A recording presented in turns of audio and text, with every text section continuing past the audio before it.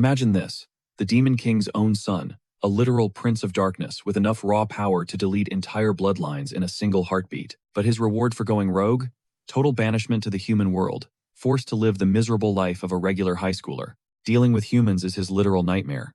But it gets worse. His demonic instincts react to evil. And let's be real, the human world is crawling with it. He was supposed to serve his time quietly, but trouble just won't leave him alone, forcing him to tap into forbidden powers he's not supposed to touch. In a place where he was never meant to go full demon. Let's rewind to the day a demon named Ravus Vindica painted the Hilt clan castle red. The sole survivor, trembling in a pool of his own people, screamed out a final curse, asking if Ravus really thought he'd get away with all this death. Ravus didn't even blink. He just looked down and asked if the guy really thought he'd show up without knowing every single dirty secret the Hilt clan was hiding. This wasn't some random massacre, it was a calculated execution by the House of Vindica. And with those final words, he silenced the last witness forever. But playing judge and executioner comes with a heavy price. He was hauled back in chains to face the music before his father, the great Demon King. Gamadhir Vindica was absolutely fuming, demanding to know how his son dared to pull such a reckless, blood-soaked stunt. "You're a fool," the king roared. He'd ordered Ravus to find proof of treason not to go nuclear and wipe an entire clan off the map. He'd shattered the peace of the demon realm, and this time, he'd crossed a line he couldn't uncross. Ravus just spat back. What is that supposed to mean? The evidence was screaming right in their faces. Ravus knew the Hilt clan were just pathetic, power-hungry idiots clinging to their status. "You wouldn't touch them," Ravus shouted. "How many crimes did they commit while you just sat there and looked the other way?" The surrounding demons glared in silence. The king's voice turned ice-cold, stating that strict laws govern death and Ravus's petty feelings were irrelevant. Ravus just laughed. Honestly, the whole thing was a joke. In their world, darkness gets eaten by even deeper darkness. That's just how survival works. Gamadhir stayed silent, his eyes burning with rage. But Ravus was on a roll. "How can Vindica even claim to rule this realm?" he yelled, "if we can't even handle the rot right in front of us?" He knew the order of the demon world was now just a puppet show for the nobility. His father's disappointment was heavy. So narrow-minded, so foolish, he sighed. But Ravus stood his ground. The Vindica line would only survive. If the Hilt line was erased from existence, those rats would have done anything, even commit high treason, just to snatch the throne. Isn't that why he was sent as an investigator? To handle the trash while everyone else hid behind their proper procedures and ignored the chaos? The king went silent again, letting out a long, bone-weary sigh. It was useless. Talking to Ravus was like shouting at a brick wall. The verdict was already in.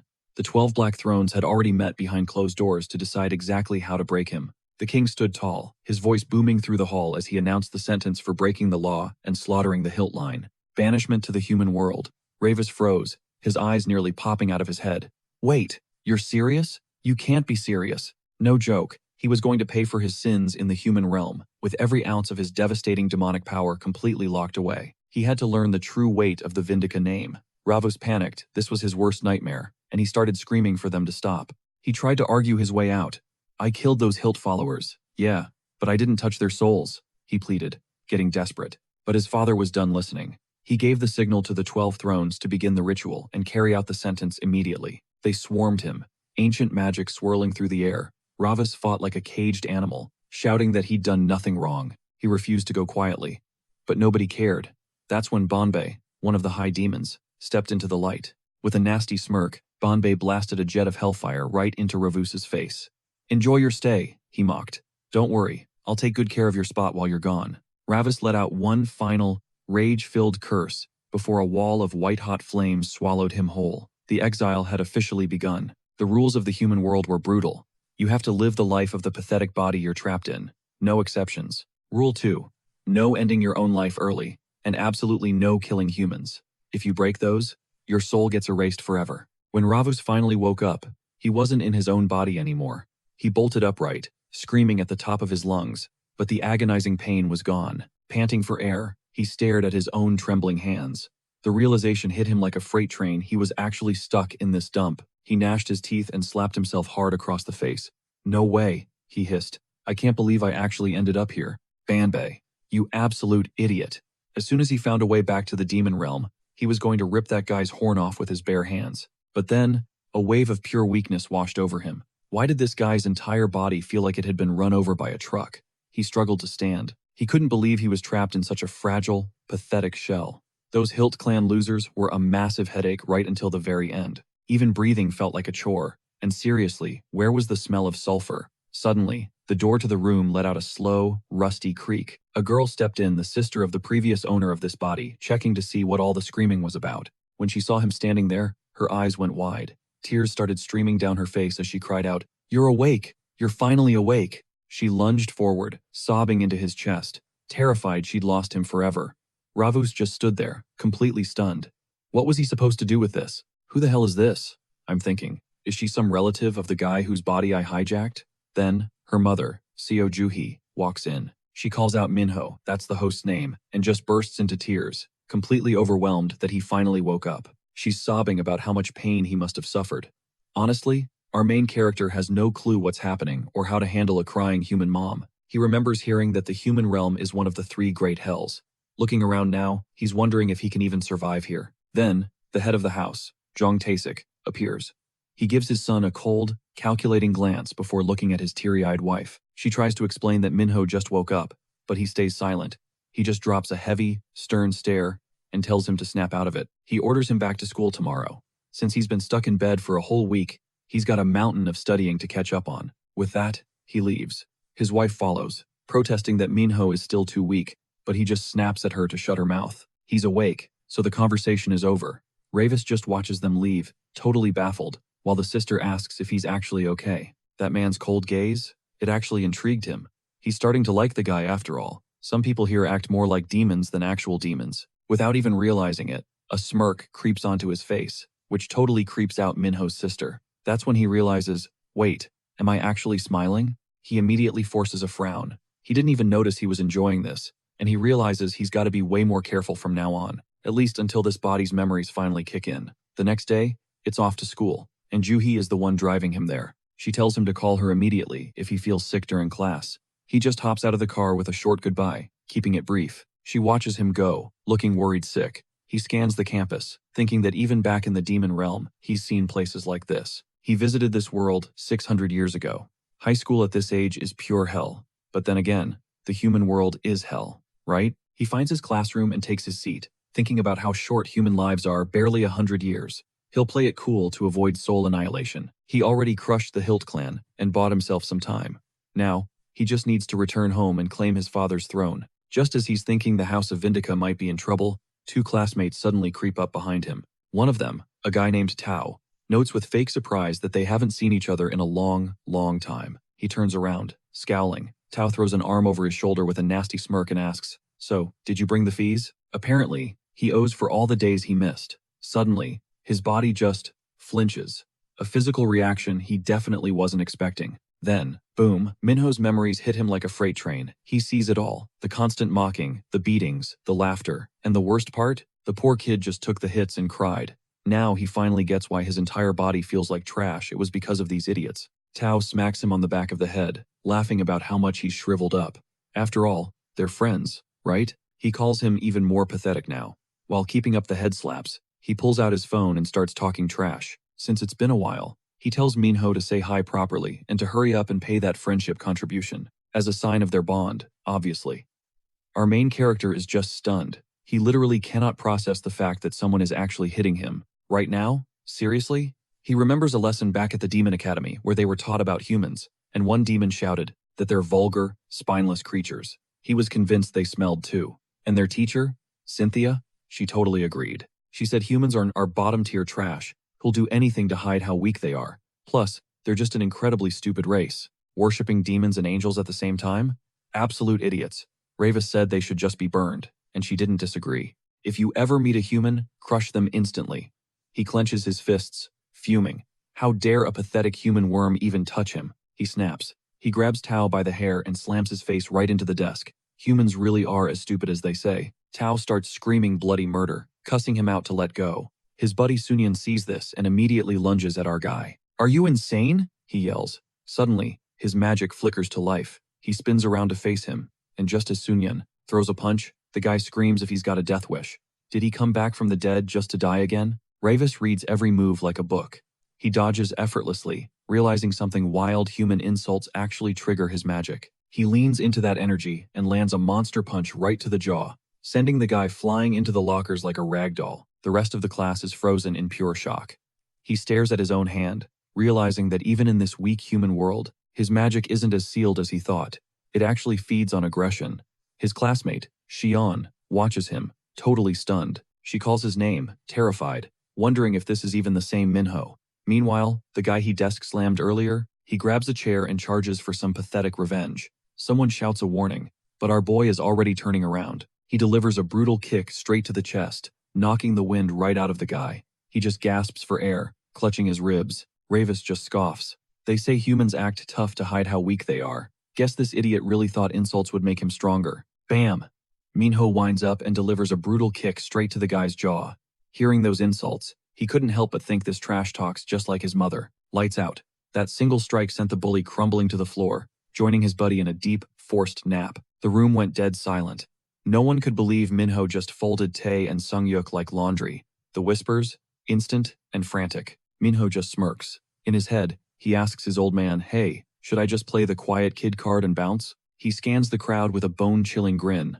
"So," he calls out, "who else feels like running their mouth today? Go ahead. Try it." Everyone is losing their minds because the shy, pushover Minho, they knew, he has officially left the building. Xian is shook. He had zero clue his friend was packing this kind of heat. He nervously shuffles over, asking, "Yo, you good?" Ravis just grins. This kid actually tried to help him earlier. Not bad. Honestly, he looks like perfect servant material. "I'm great," he says, sounding way too ominous for comfort. Finally, the bell rings, and the two of them head out. Xian is straight up fanboying. Seeing him solo, that entire group was legendary. "Dude, did you get isekai'd into a hero or something?" Minho freezes. For a split second, he thinks his cover is blown. But nah, Xian is just a massive webtoon nerd, with an overactive imagination. The kid is obsessed with level-up stories and rankers. Ravis eyes him, wondering if this servant has actually clocked his true nature. He flashes back to a talk with Bambay. Rule number 1 in the human world: no killing. For a demon, that is a one-way ticket to oblivion. He asks why teacher Cynthia always says cynical people should be crushed. Bambay just shrugs, apparently. She is just dramatic like that. You can't just delete humans for fun. They are literally the gods of death, after all. But Minho points out the rumors he's heard. Humans are obsessed with killing each other. Bambay's take? They are just stupid. That is the whole reason they exist. He is totally unbothered. The demon drops the heavy truth: kill a human, and your soul gets erased. Permanent game over. No respawns. Ravis didn't give a damn. He was a demon. Why on earth would he ever need to visit the human realm? Too bad fate had other plans. He stares at the clouds, thinking if killing is forbidden, how is he supposed to handle these losers? How else can he shut them up? Just then, Xian starts dreaming out loud. Man, wouldn't reincarnation be so hype? Xian wishes he could just wake up in a new world. But Ravis? He can literally smell the desperate agony coming off this kid. It is all talk. Ravis knows better than anyone exactly how much torture a soul takes before it finally snaps. Minho is just glad the kid hasn't guessed his true identity. But when Xian calls him cool, he literally shudders with disgust. Taking a compliment from a mere human? Absolutely shameful. Fast forward to nightfall, and he is brooding alone on his bed. While winding down for sleep, he realizes something. Hostility is the key.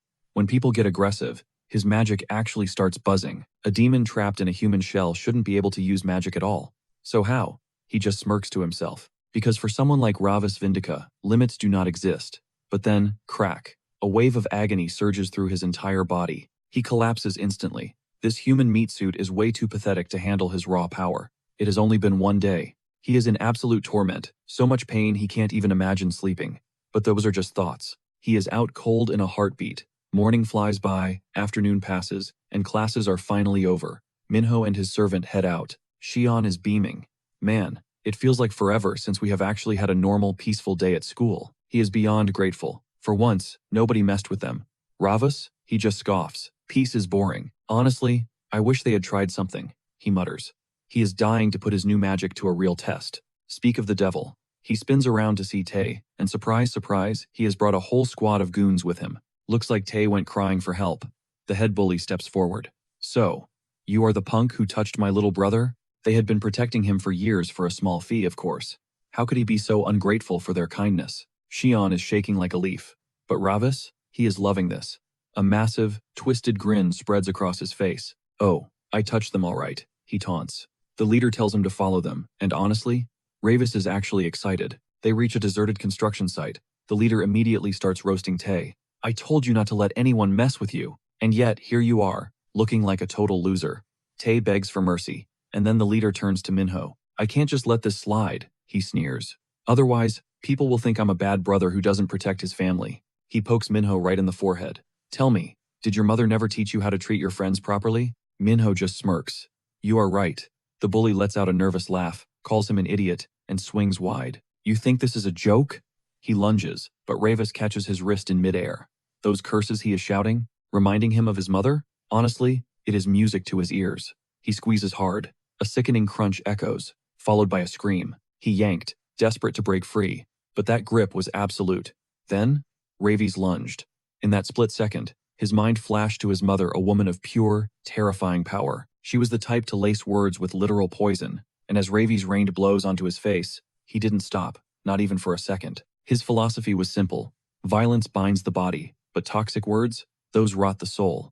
She just sneered, muttering about how pathetic these people were. They were scrambling, desperately hunting for Toe, while the others just hovered nearby, paralyzed with fear. He snapped at them. Why the hell were they just standing around? End this idiot already, they shouted. Our main character just smirked. Oh, so they're jumping him now? Perfect. The more, the merrier. His eyes sparked with a dangerous light. He dove straight into the chaos because in his world, more evil equals more power. One move, one. He delivered a surgical strike to every single bully's face, leaving Xian absolutely floored. What started as a fight quickly turned into a one-sided slaughter. It was over. Ravis let out a long, heavy breath, tilted his head back toward the clouds, and just spread his arms wide. Finally, some relief. See, his uncle was a master of violence, while his mom, she basically invented the art of the insult. It all made sense now why he'd let this brutality happen in the first place. He reached toward the heavens, feeling the moment. He offered a silent thanks, even as Xian watched him with pure concern. But they weren't alone. A rat was lurking in the shadows, and this wasn't just any rodent. It was a demonic scout. Everything that Rat saw went straight to his uncle Varkan's head. Banbei bowed, reporting that the mission had been executed without a single hitch. The high-ranking demon was thrilled with his sweet nephew. He rested his boot on a lesser demon's skull, grinning because the boy clearly loved the gift. Banbei had a secret, though. He'd swapped out the Stone of Prohibition for a demonic bloodstone inside the boy's eye. Now, he was just waiting to see how long the kid would last. Varkan let out a dark laugh. Honestly, he was genuinely shocked the kid had managed to erase the entire Hilt clan from existence. Banbei knew the truth. Ravis was a dog who wouldn't stop until he got exactly what was coming to him. Varkan agreed. You couldn't break that guy's stubborn streak if you tried. Even after Gomadar kicked him out and dumped him into the human realm. The guy was stone cold, no doubt about it. Banbei muttered that with trash like that, the only language they speak is absolute force. That was the golden rule of their great demon king, Gomadar, subjugate or be destroyed. Varkan smiled. Only the worst of the worst, sinners too vile even for hell, get exiled to the human world. Ravis was in for a rough ride. But man, when did that brat get so strong? How did he cause so much mischief? Banbei asked, if that was the real reason behind the bloodstone. He hovered his hands over a mystical bowl, glowing with dark energy. The ritual was ready. It was time to spectate the sinner's life in the human world. Varkan's grin widened. Show me everything, he commanded. He thrust his hands forward, flooding the bowl with a swirling vortex of demonic energy. Since Ravis was living among mortals now, he was bound to clash with them sooner or later. Varkan began condensing that raw power into a shimmering sphere. He was practically vibrating with excitement. He couldn't wait to see the moment his nephew tasted true, unfiltered darkness. Fast forward a bit. Our main character and his loyal servant were chilling at a local spot, face to face with a massive plate of spicy teokbokki. Xian was fanboying hard, rambling on about the fight. How did you do that? You even wrecked Toe's brother. It was like a movie scene, he cheered. Ravis just gave a dry laugh. This is the taste of hellfire? Please, this is nothing. Xian looked at him skeptically. Then, why are you literally crying? Ravis snapped back. Shut up, you idiot. It's just eye sweat. Xian sighed. He'd begged the guy to start with the mild beginner's spice level, but no, the guy was too stubborn for his own good, because a demon who runs from hellfire isn't a real demon. Suddenly, a phone buzzed. The name on the screen? Jinji Hie. Xian's face went ghost white instantly.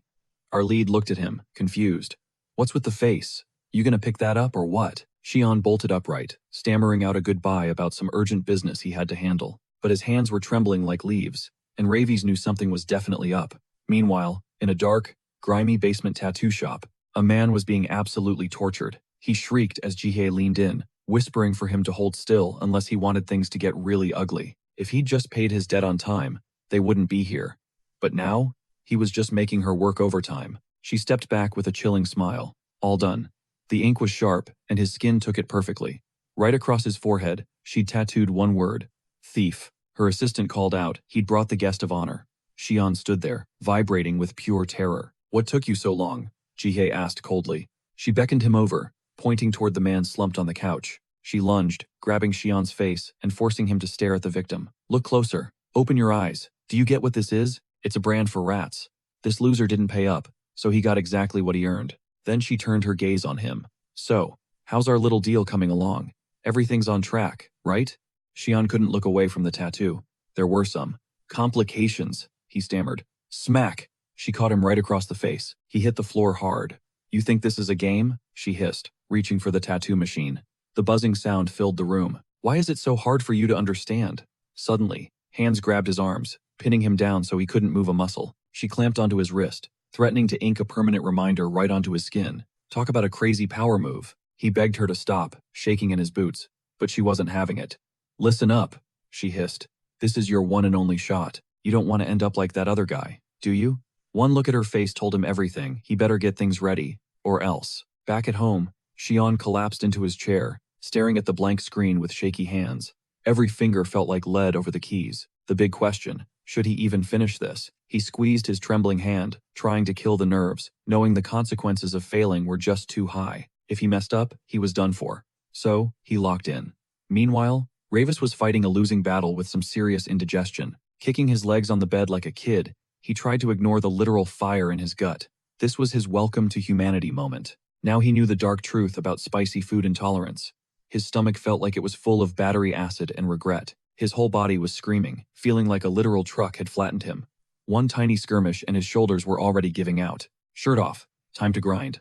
Ravis Vindica isn't the type to just roll over and take it, especially not from his own weak body. No way was he letting this trash physical form hold him back. No amount of pain was going to snap his willpower. Morning rolled around and Xian was back at the grind in school. He gripped that flash drive, knowing that this app, it was pure poison. Jae-hee's voice kept echoing in his head, making him a total nervous wreck. Then, out of nowhere, our main character showed up. He dropped a hand on Xian's shoulder and bam!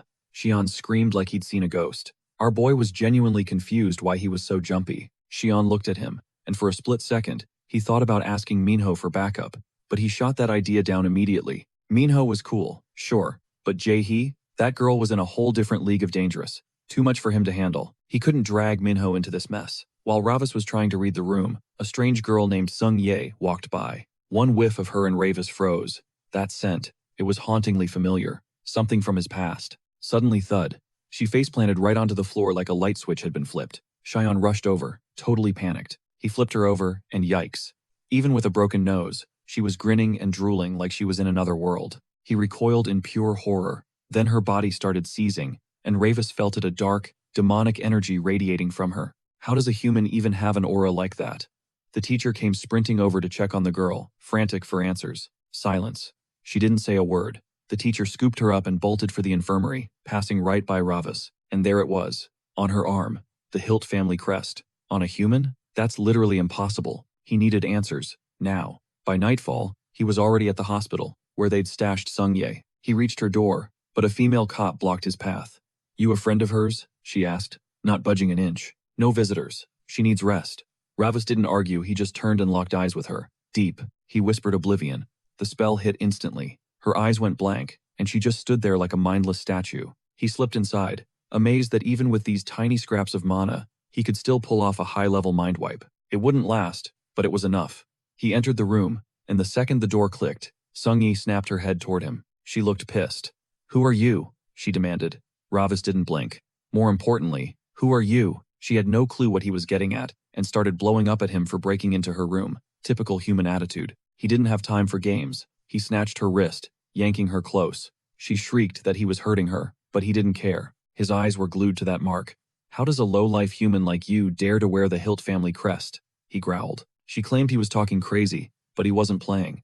He warned her talk now, or things were about to get way worse. Who are you really? His gaze was so intense, she started sweating buckets, trembling under the pressure. Behind him, she saw it, a terrifying, Horned shadow. A demon? She could barely stammer out a word. Speak normally, he commanded. She was a total wreck now, swearing she had no idea what the tattoo actually meant. Apparently, Jae-hee told her she needed that ink if she wanted into their little gang. Just a simple initiation. Plus, she promised her some sketchy diet pills. Ravis narrowed his eyes. He'd smelled that faint scent before, way back in the demon world when he was just a kid. It was unmistakable. Memory flash, he and Bonbei were descending into the Forbidden Tower. Bonbei was shaking, whispering that they were in a restricted zone. Ravis just smirked. What's wrong? You a coward? That set Bonbei off, insisting he wasn't scared at all. He just didn't want the heat from getting caught. Ravis lazily tucked his hands behind his head. Fine, go back then. Bonbei froze. He didn't want to leave either, mostly because he knew if Ravis was left alone, things would end in a total disaster. He threw a look back, wondering just how much deeper did this damn tunnel go. They hit the bottom and pressed forward through the pitch-black corridor. The silence was heavy until Bambi finally broke it, whispering if he knew the truth. He just shook his head, no clue. But hey, they'd find out soon enough. The kid cleared his throat, sounding nervous, and said, since they were buried in this gloom, it reminded him of a legend. Stories about eyes that could literally shatter the limits of any race. Apparently, you can lose that sight in two ways. Either a light so bright it burns your retinas, or your eyes just wither away from seeing nothing. Total atrophy from the void, just like this place. Then, shh, Ravis hissed, signaling for absolute silence. He pulled up at the edge of a massive hall. There's something in there. Right in the center, a lifeless body. It was completely buried under flowers. Bambi's heart dropped. What the hell is that? But Ravis? He didn't hesitate. He walked right in. Come on, get a closer look, Ravis urged. Bambi was shaking, muttering about how dangerous this was, but well, he followed anyway. He trailed behind his friend until they reached the body. Bambi's voice trembled. Wait, is that Jeremy Hilt? Ravis just stared. Looking at this guy, this idiot was long gone. But then, he saw it. The flowers weren't just on him, they were growing out of his actual flesh. He reached down to pluck one. Bambi screamed for him to stop, don't touch it. But yeah, too late for warnings now. The second he yanked it out by the roots, this disgusting, rotten stench hit them. Bambi immediately scrambled behind Ravis's back, terrified. Those roots were twitching, actually moving, like they were alive. He couldn't believe it. No way. These are the devouring flowers. Suddenly, Ravis caught that same exact scent. It was coming from the girl. Sunghai was visibly shaking, her eyes pleading for help. He glanced out the window. A single bat hung from a branch, watching his every move. Its owner? Oh, they knew a reunion was coming. He'd be waiting. Fast forward, Ravis pulls up to a tattoo parlor. He stops at the door, wheels turning in his head. A Hilt family tat and a devouring flower? No way that's a coincidence. Right? Meanwhile, down in a grimy basement, the crew was busy gossiping about Xian. I mean, why is a big shot like Young Moo so obsessed with some high school kid? It's not the kid he wants, someone muttered. It's the app he built. One of the guys popped a piece of candy and asked, are we really using this kind of tech now? His buddies saw the candy and their eyes went wide. Wait, is that a blue bow? It's the latest stuff from Young Moo. One guy warned him to spit it out. Did he seriously not hear what happened to Jusang yesterday? This stuff is experimental. Who knows how many side effects are packed in there? But our guy? He couldn't care less. All he cared about was the high he was getting. Just then, Ravis steps out from the shadows. He takes one look at these guys, and there it is. That same scent and the hilt symbol. Again. The thugs spotted him and stopped dead in their tracks. Did you guys give that tattoo to Jin Jae-hee too? He asked. The blue bow guy just laughed. Check out this idiot. You her boyfriend or something? He reached out and condescendingly patted Ravis's cheek. Listen, kid, you need to learn some respect for your elders. Big mistake. Ravis snapped, swatted the hand away, and delivered a brutal punch straight to the guy's face. The dude was out before he even hit the floor. His buddies lost it. Who the hell sent you? No answer. Just another fist to the face. That hit sent him flying. Another thug started screaming curses and charged in, swinging wild. He missed by a mile. But Ravis? He was surgical. The guy hit the ground, screaming in pain. The last man standing pulled out a knife and lunged. He came at Ravis with everything, but Ravis just spun around and delivered a devastating roundhouse kick, right to the skull. Talk. Where's Jin Jae-hee? But wait, the first guy he flattened was actually getting back up. He was snarling, promising to kill him, but he didn't look human anymore. He looked like a rabid animal, eyes bulging out, drool leaking down his chin. Ravis was genuinely shocked. Is the demonic energy actually getting stronger? He wondered. The guy lunged, and yeah, his movements were totally different now. Faster, primal. That candy was definitely a physical booster. Ravis tried to create some distance, but he tripped over one of the bodies on the floor. The guy was on him in a second, looking absolutely insane. As that fist came flying down, Ravis let out a nervous curse. Meanwhile, Jae-hee was standing before the big boss, apologizing because the app still wasn't ready. Her friend chimed in, promising that this time, everything was crystal clear. It would be done any minute. Youngmoo just gripped his head like he was nursing a massive migraine. You said the same thing last time, he muttered. Oh, and they'd caught the rat stealing the blue bows.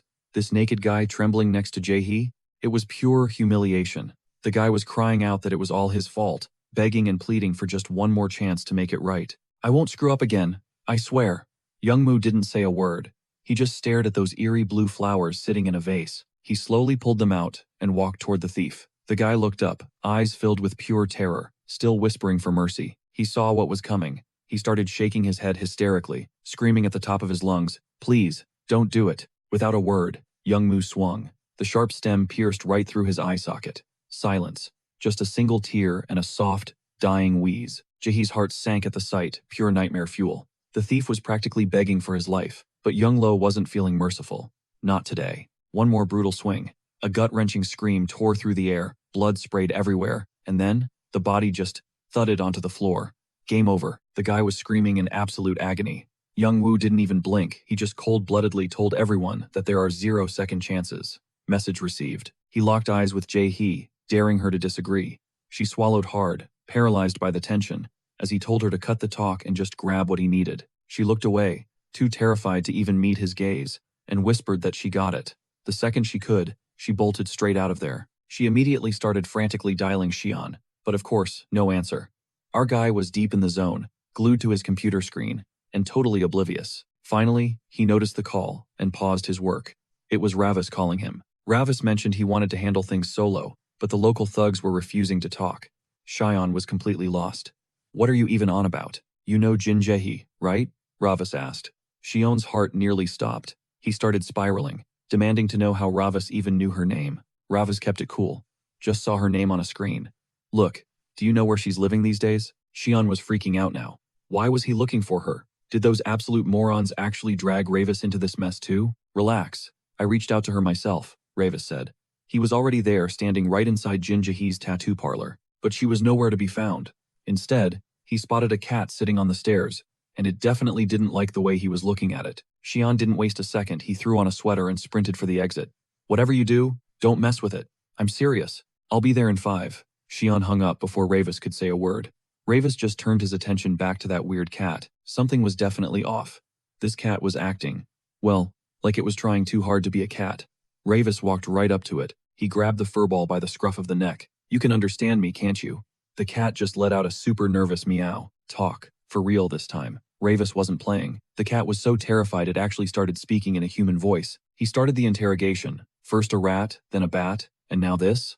The cat confessed she was an observer from the demon world. Her whole gig? Watching from the shadows to keep tabs on the prisoner. That's why she was stalking him. Ravis wasn't impressed. Her demonic energy was pathetic. How'd you even catch me? She asked. Simple, he replied. You're literally standing on your back legs. She only now realized how much she'd blown her cover. Ravis sighed. No point in asking a bottom-tier spy any more questions. He tapped into his magic, forcing the creature's true master to show their face. Instantly, the cat's eyes went completely blank. Somewhere else, Banbei was smirking. Well, that was a lot faster than I expected, he thought to himself. Sharp as always, Banbei teased. Ravis just groaned. You idiot. Is this your doing again? Seriously? Why the attitude? We're friends, Banbei countered.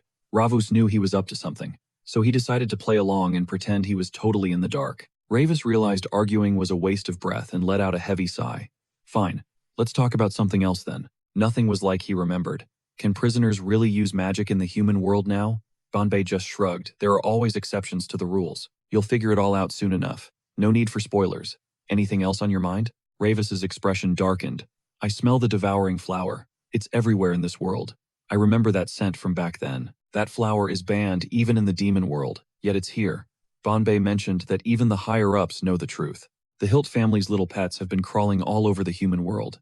Turns out, they're way harder to kill off than anyone thought. So they're not extinct? Ravis asked, getting irritated. Is this really the Hilt family's mess all over again? Do they still have that kind of power here? Banbei just laughed. The human world isn't what it used to be, my friend. It's a breeding ground for conspiracies now. You're there just in time, so why don't you go ahead and clean it up? Wait, what does that even? Ravis started, but the line went dead. The connection was toasted. The cat snapped back to reality. Ravis just shot it, an annoyed look, and cursed under his breath. Meanwhile, Jaehee was losing it. She was still blowing up Xian's phone. Pick up. Every second is life or death right now and you're just ghosting me. Frustrated, she dialed a different number. You're dead meat, she hissed. The guy she called was named Song Jun. He was just chilling at a PC cafe when he picked up. Get to the office. Now, she barked. We're going to catch that idiot Xian. Back at the parlor, Ravis looked at the cat.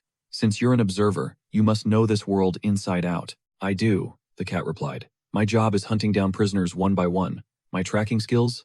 Top tier. Ravis didn't care about the resume. Show me your true form. Now. The cat was totally taken aback. Do I have to do this myself? Ravis asked, his voice dripping with threat. She absolutely panicked. No. I've got it. She pressed her paws together, her tiny body beginning to glow with an eerie, blinding light. Out of a blinding flash of light, a demoness suddenly appears. She's standing right in front of Ravis with a smug little smile. But he isn't impressed. He straight up tells her she looks way too weak. He figures if Baphomet sent her, there's gotta be a catch. He asks for her name, but she just stares at the floor, looking all shy and awkward. Turns out, she doesn't even have a name. So, our main character doesn't waste a second and just calls her Street, since he literally picked her up off the street. He tells her she better love that name, and her mood flips instantly. She's beaming with joy, thanking him like it's the best gift ever. Now it's business time. He orders her to spill every detail she knows about the human world. Meanwhile, we see Xian sprinting as fast as his legs can carry him. He's in deep trouble and knows he has to hold his ground. His mind flashes back to just moments ago, running out of that app creation contest. He was on cloud 9 after winning, but then things got sketchy fast. This girl, Jaehee, stops him and asks if he's the big shot developer who just won the trophy. She laughs in his face, mocking his measly 500,000 won prize. Then, she just waves her hand and tells her goons to snatch him up. Xian's freaking out, screaming as they toss him into the back of a car. He's stuck face to face with young Mo, who acts like this is all just a normal Tuesday. Relax, it's just a deal, he says. He points to the seat next to him. There's 50 million won in cold hard cash. All Xian has to do? Sell them his app. But Xian's got integrity, he tells them. It's not for sale, and that's not why he built it. Young Mo just goes quiet for a second and whispers, exactly what I thought. Those words chill the poor kid to the bone. Back to the present. He's running again, praying that they don't catch sight of her. And then times thud, asterisk. He slams right into some massive guy. He starts apologizing immediately, but one look at the dude's face and he's absolutely terrified. Seong Jun smirks talk about a lucky break. They didn't even have to hunt him down. He walked right into them. Xian looks over and spots Jaehee waiting. Jaehee is absolutely livid, screaming that he's finished. Xian realizes things have gone from bad to worse as they drag him down into a dark basement. Jaehee tells him his only job now is to sit there and monitor the app. If he doesn't want to rot in a cage, he better do everything exactly right. He tries to beg her to wait, but she just cold shoulders him, reminding him they're watching his every single move from the outside. Don't even think about being cute, she warns before slamming the door. Now, Xian is left all alone in this cramped computer room. He's stuck there with one of her thugs, thinking his life is officially over. Meanwhile, the villains are hovering over the window like vultures, watching him. Seong-jun complains that the kid is a total snail at developing. Jaehee snaps back. She was told they can't move the Blue Bow product without his specific program. Without that code, they're stuck. The guy asks, his app is really called I Am Here? How the hell are we supposed to sell product through that? What a stupid name. Meanwhile, back inside, the guard whacks Xian on the back of the head, forcing him to get to work. Time to grind.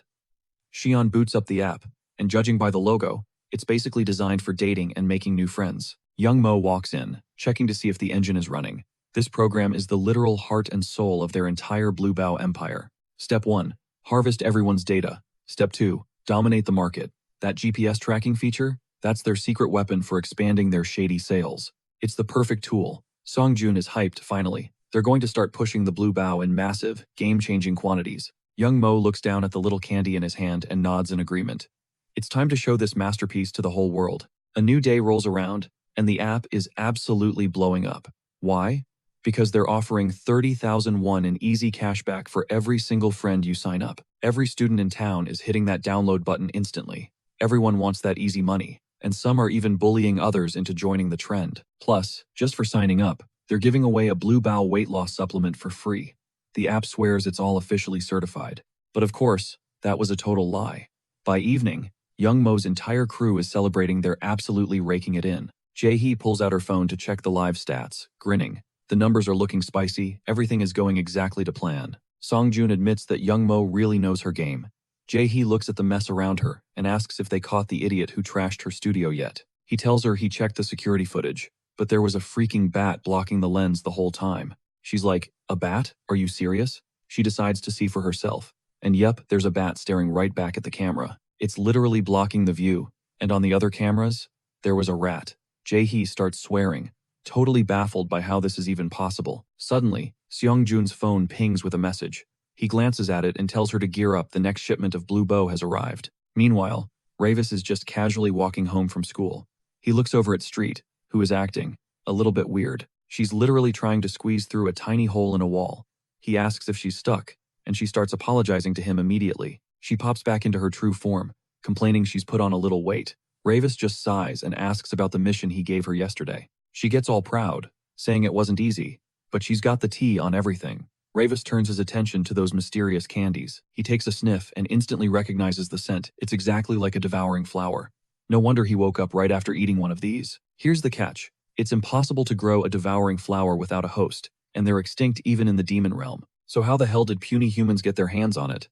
Street tells him these candies are being pumped out everywhere right now. She reveals the big secret. Those candies he's worried about are the exact same Blue Bow product that everyone is obsessed with. Blue Bow. That's the garbage they're shoving down people's throats as diet pills. Sketchy, right? Our guy demanded to know what's actually inside, but she admitted that Blue Bow is top secret. Finding out where it's cooked up or what's in the recipe, nearly impossible. He snapped at her, asking if she'd found anything useful at all. She totally panicked, swearing she wasn't lying to him. The stuff was a hit though. Candies were everywhere. If they just followed that faint trail of demonic energy, they'd hit the jackpot. He flicked her forehead, telling her she should have tracked them down immediately instead of sitting around. She whined that Banbei told her to wait for him.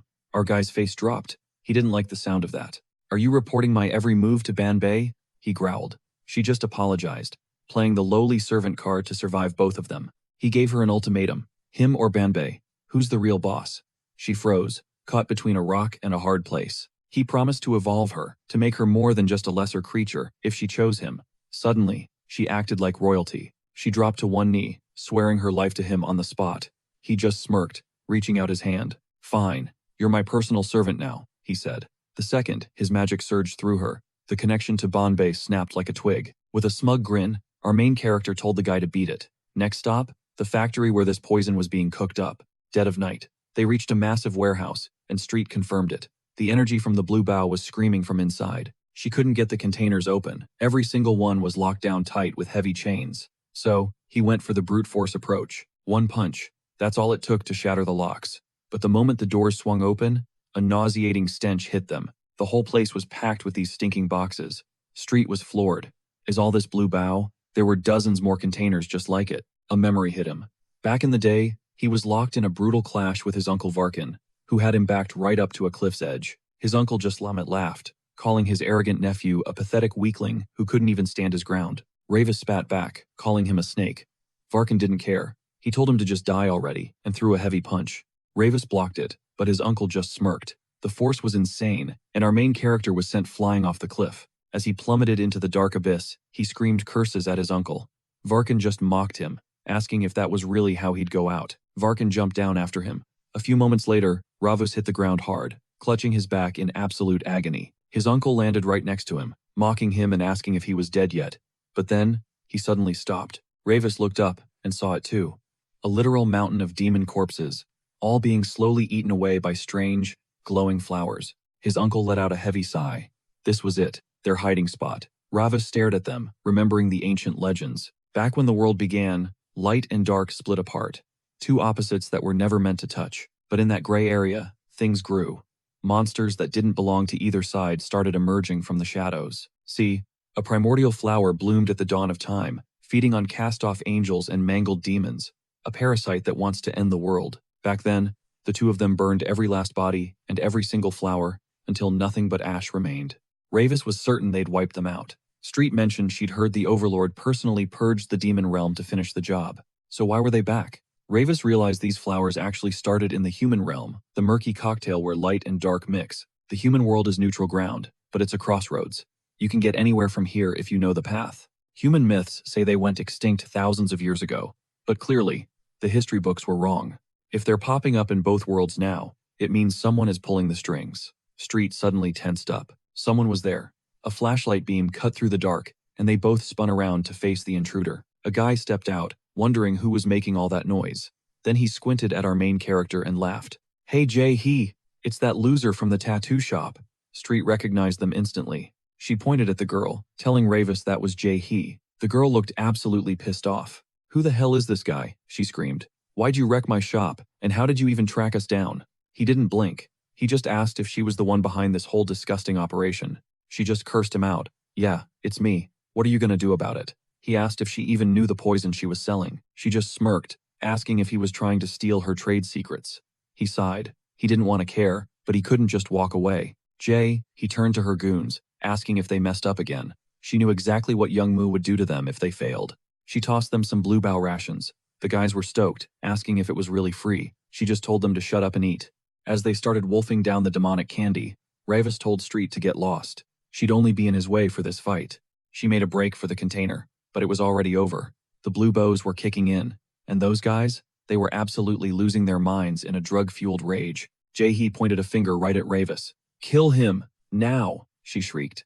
They dropped their candy wrappers and charged like a pack of rabid dogs. "Idiots," Ravis muttered. They were so high on their own ego, they didn't even realize the nightmare they'd just stepped into. He beckoned them forward.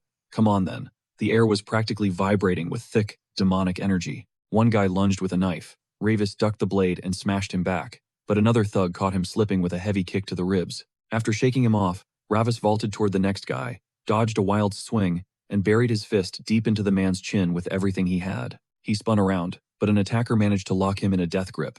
Ravis couldn't shake him. He cursed as the guy let out a primal scream. The man slammed Ravis into the dirt with a bone-crunching throw.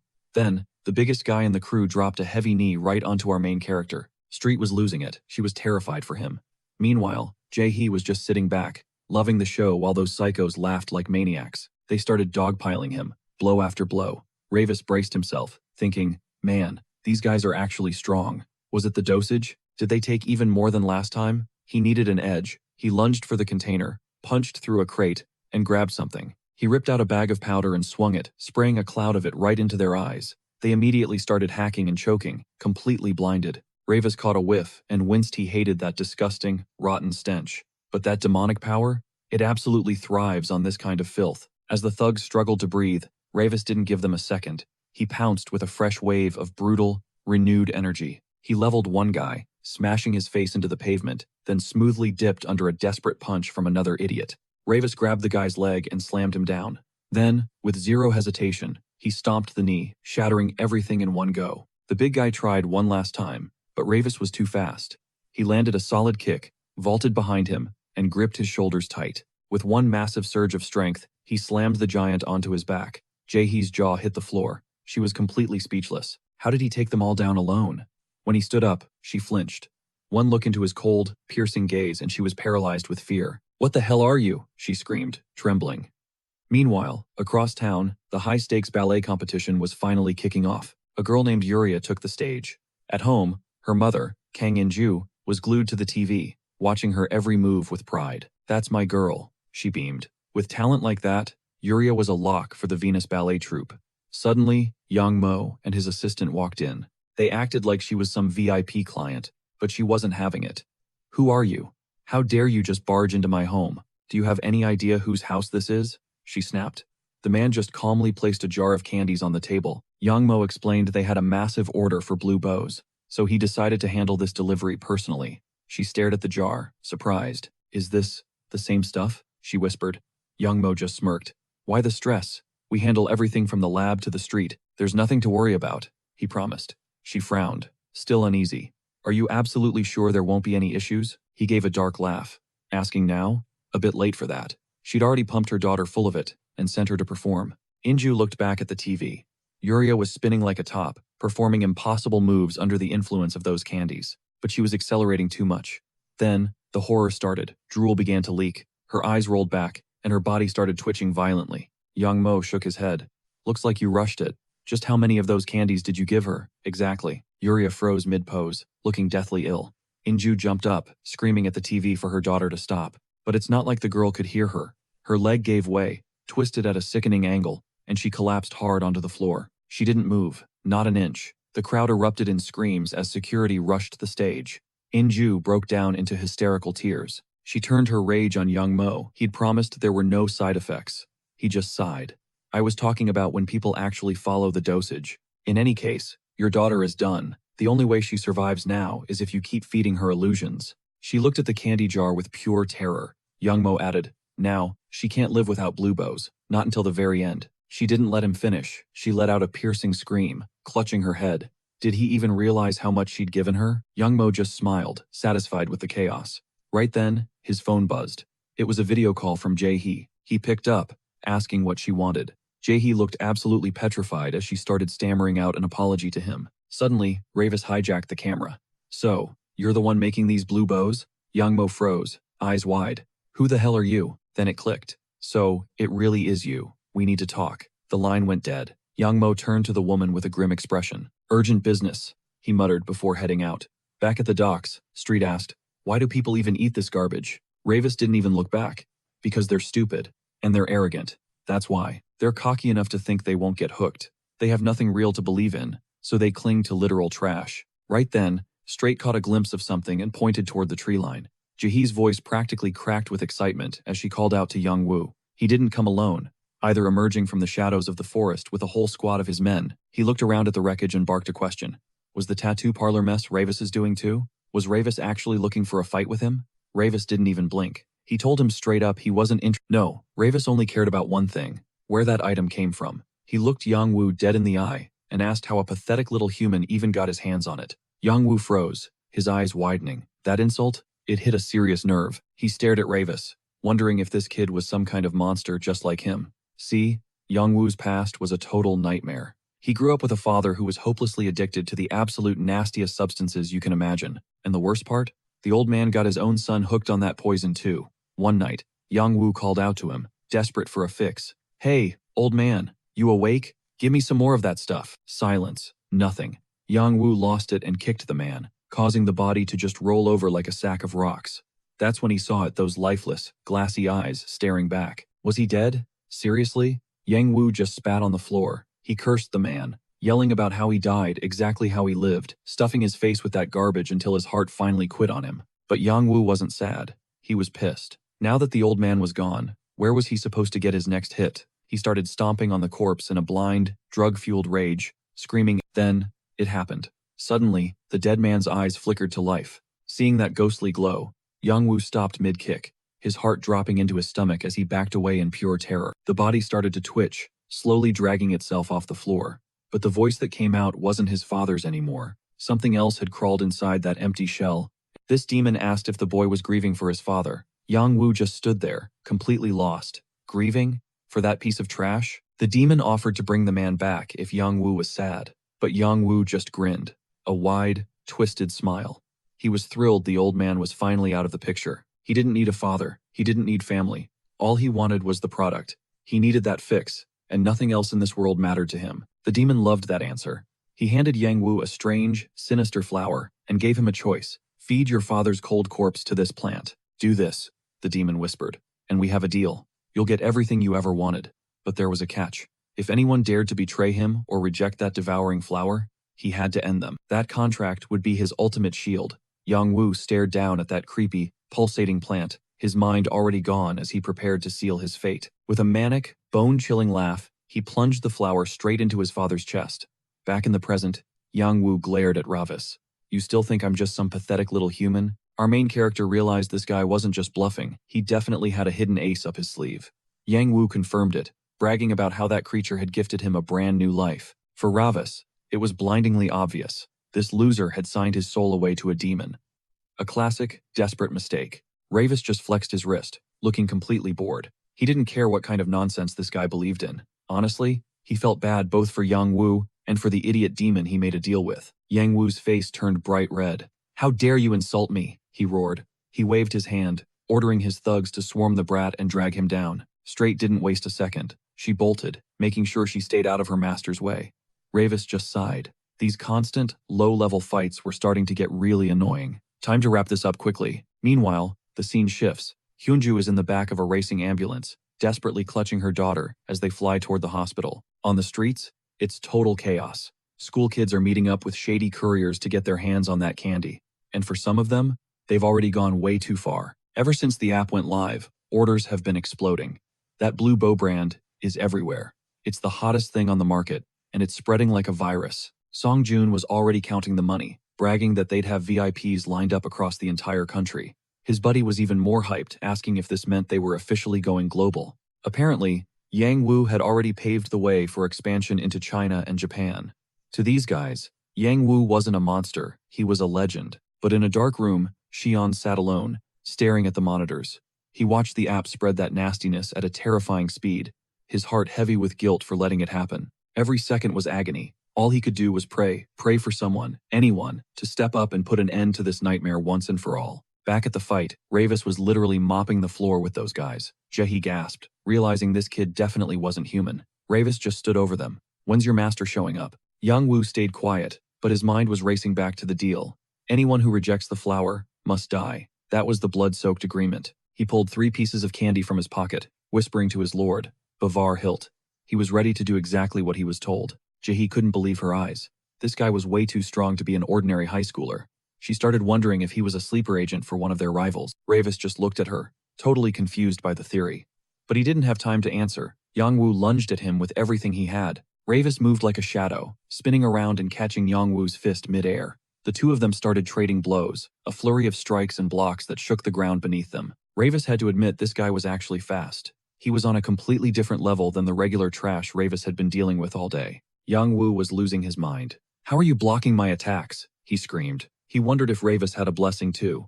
To him, Bavar Hilt was his one and only god. Ravis just smirked. Finally, it all clicked. That gross, rotting stench, that devouring flower, it all pointed to one name, Bavar Hilt. Yang Wu was shocked. Ravis even knew the name. But Ravis just laughed. Of all the beings to worship, he couldn't believe anyone would follow such an insignificant idiot. Yang Wu went ballistic, telling him to keep his god's name out of his mouth. Ravis just smirked harder. He asked how pathetic Yang Wu had to be to follow a guy who spent his life hiding like a rat. "Shut up!"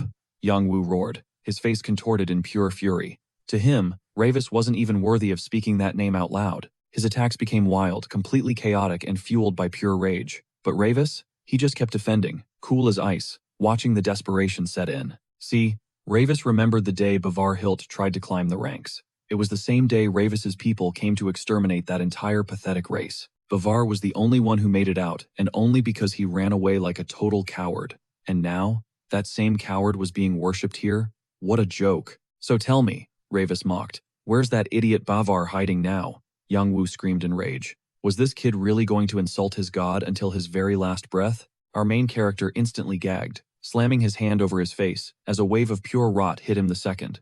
Young Mu lunged. The psycho shrieked that anyone disrespecting Lord Bauer was a dead man walking before grabbing Ravis's head and driving a knee straight into his gut. With a brutal heave, he flipped Ravis over his shoulder, pinning him against the concrete with zero room to move. Ravis hissed through grit teeth, bracing for impact as a massive fist shadowed his vision. Young Mu roared, claiming both the blue rose and the glory of Lord Bauer as his own.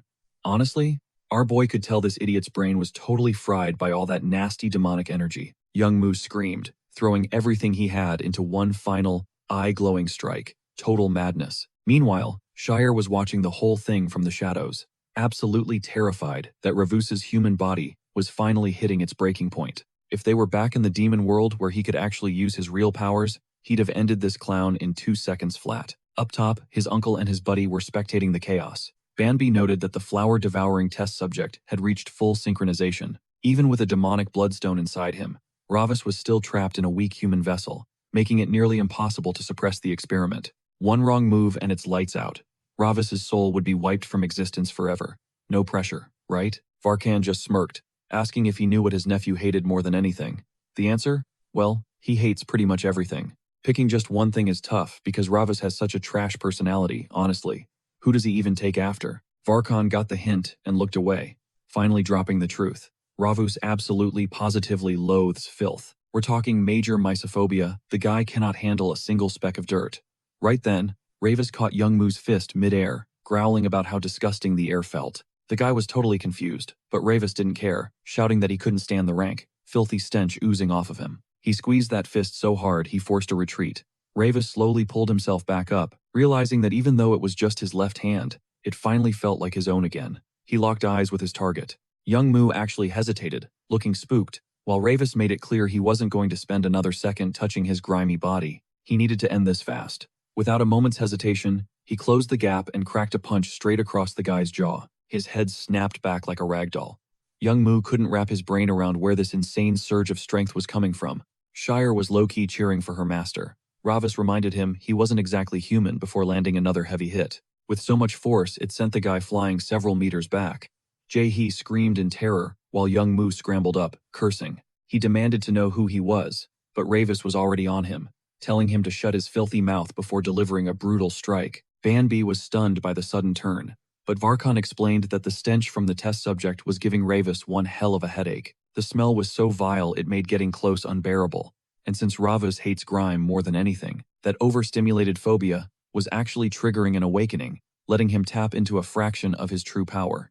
Banbi was skeptical. I mean, using demon world powers in a human body even with a bloodstone is supposed to be physically impossible for a sinner. Varkan just gave a cryptic grin. Ravis isn't your ordinary guy, he noted. Like it or not, the kid is just like his uncle.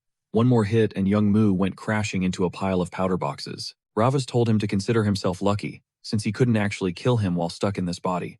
Young Mu was losing it. He couldn't believe someone blessed by Lord Bauer was being pinned against a wall like a common loser. Desperate for a win, he fumbled for a box, a twisted smile forming as he realized he could just consume more of the stuff. But Ravis snatched his wrist, telling him to drop the act.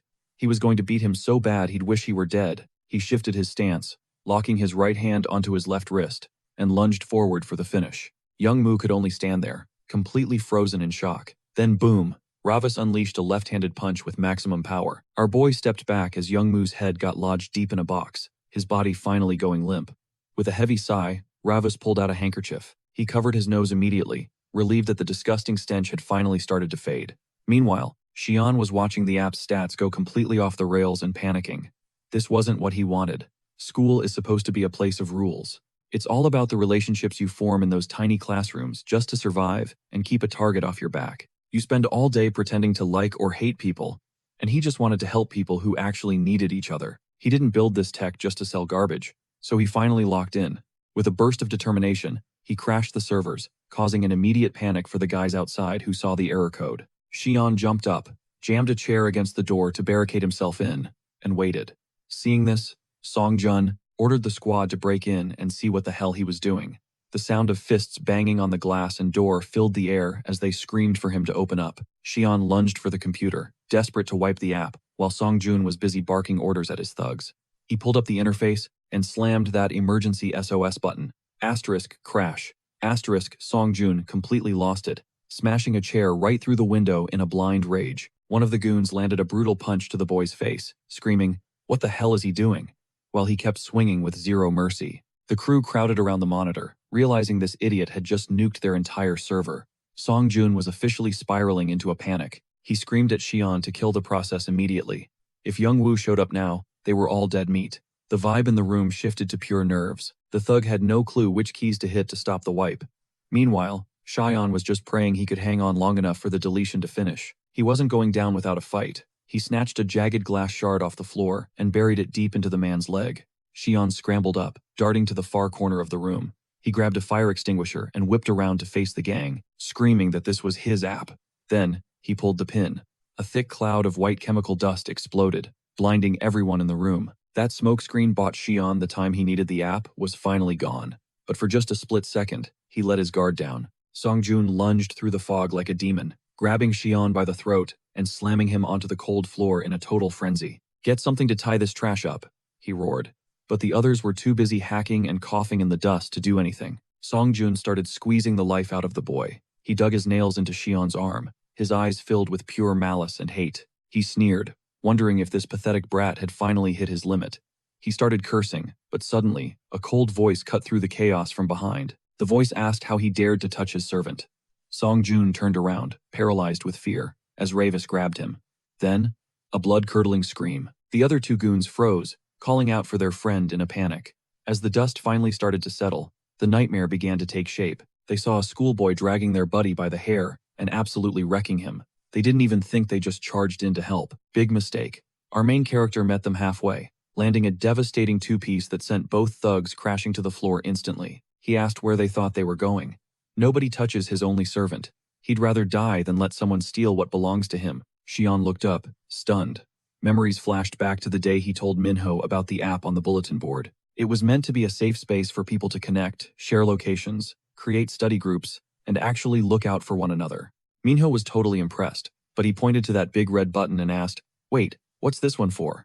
Xian looked away, the guilt clear on his face. He remembered when Tay's gang dragged Minho away, and he felt like a coward for not helping. "If you hit this," Xian explained, "it pings your location to your closest friends instantly so they can find you." He promised that if it ever happened again, he'd be there to save him at any cost, even if he had to call the cops or gather the whole squad. Minho just gave a bittersweet smile and thanked him. He told Xian he was definitely going to download it right now. He was looking at Xian with tears in his eyes, feeling truly seen for once. "Wait, was he the one who sent the signal?" Xian whispered. He looked at his phone, the app had actually worked. He burst into tears, overwhelmed that help actually came. Meanwhile, Street was outside, keeping a firm grip on Jae-hee. Jae-hee was fighting like crazy, and Street was getting annoyed. But when Lord Ravis finally emerged from the basement, Street's focus slipped for a second, and Jae-hee bolted. Street was ready to hunt her down immediately, but the main character told her to drop it. She wasn't useful anymore. He stared at the sky, thinking about the devouring flowers that were now just ash. Behind them, the entire warehouse was being swallowed by a massive inferno. Sirens wailed as firefighters and police swarmed the scene, desperately trying to kill the flames. Officer Park Jung-in scanned the chaos, his eyes widening as he found the unconscious thugs dumped like trash near the trees. Ravis started heading home, with Minho trailing behind, totally baffled by the mysterious girl walking alongside them. That's when the main character realized Bong Bei and his uncle were playing him. Oh, there was going to be hell to pay. When they got back, Xian broke the silence, asking, "Are you sure you don't need to go to the hospital?" "Nah, too much work," the main character deadpanned. Xian smiled, thanking Minho, though he admitted he never expected the SOS to actually work. Ravis tilted his head. "What do you mean?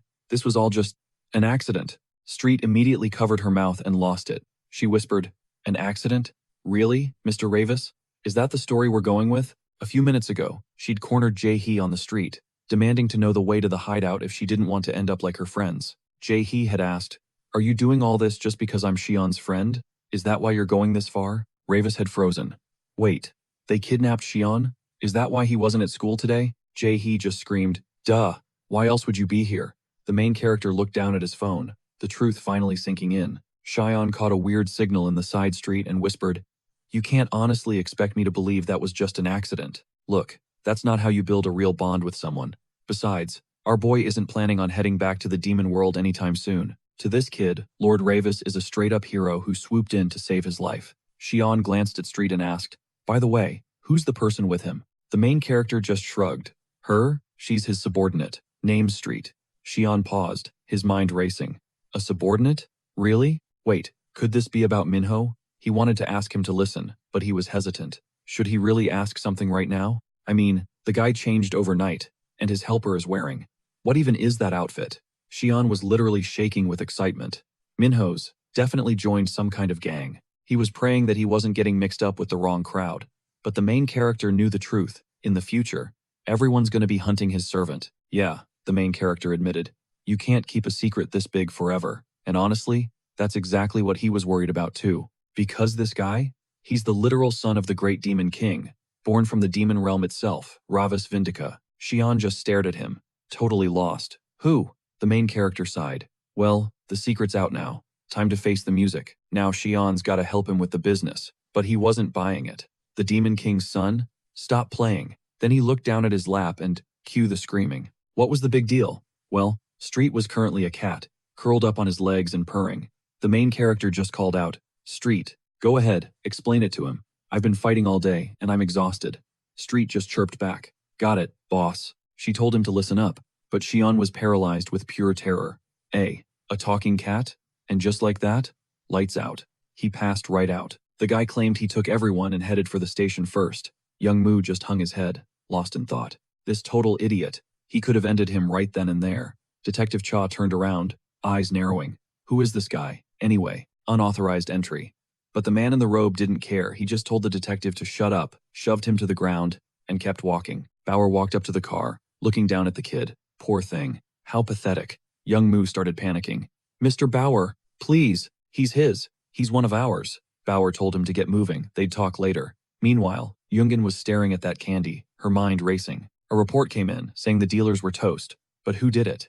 And then there's this candy stuff that literally warps your mind. Get this, the Ministry of Health actually gifted these out, and they're already all over the schools. Talk about a disaster. Those absolute monsters, she hissed. Then she spotted a detective on the ground, struggling to stand up after the hit. My head is splitting, he groaned. Jungen rushed over, shouting, Detective Cha, are you okay? Speak to me. The detective could barely breathe. The car. Check the car. Jungen looked inside, and her heart dropped. No way. What the hell happened? Where did that idiot go? Cut to Young Moo, on his knees, begging. Mr. Bauer! He's begging for another shot, but Bauer's patience was gone. If he gave him more work, he might actually kill the guy. Bauer just stared. Do you have any idea how much those burned flowers cost?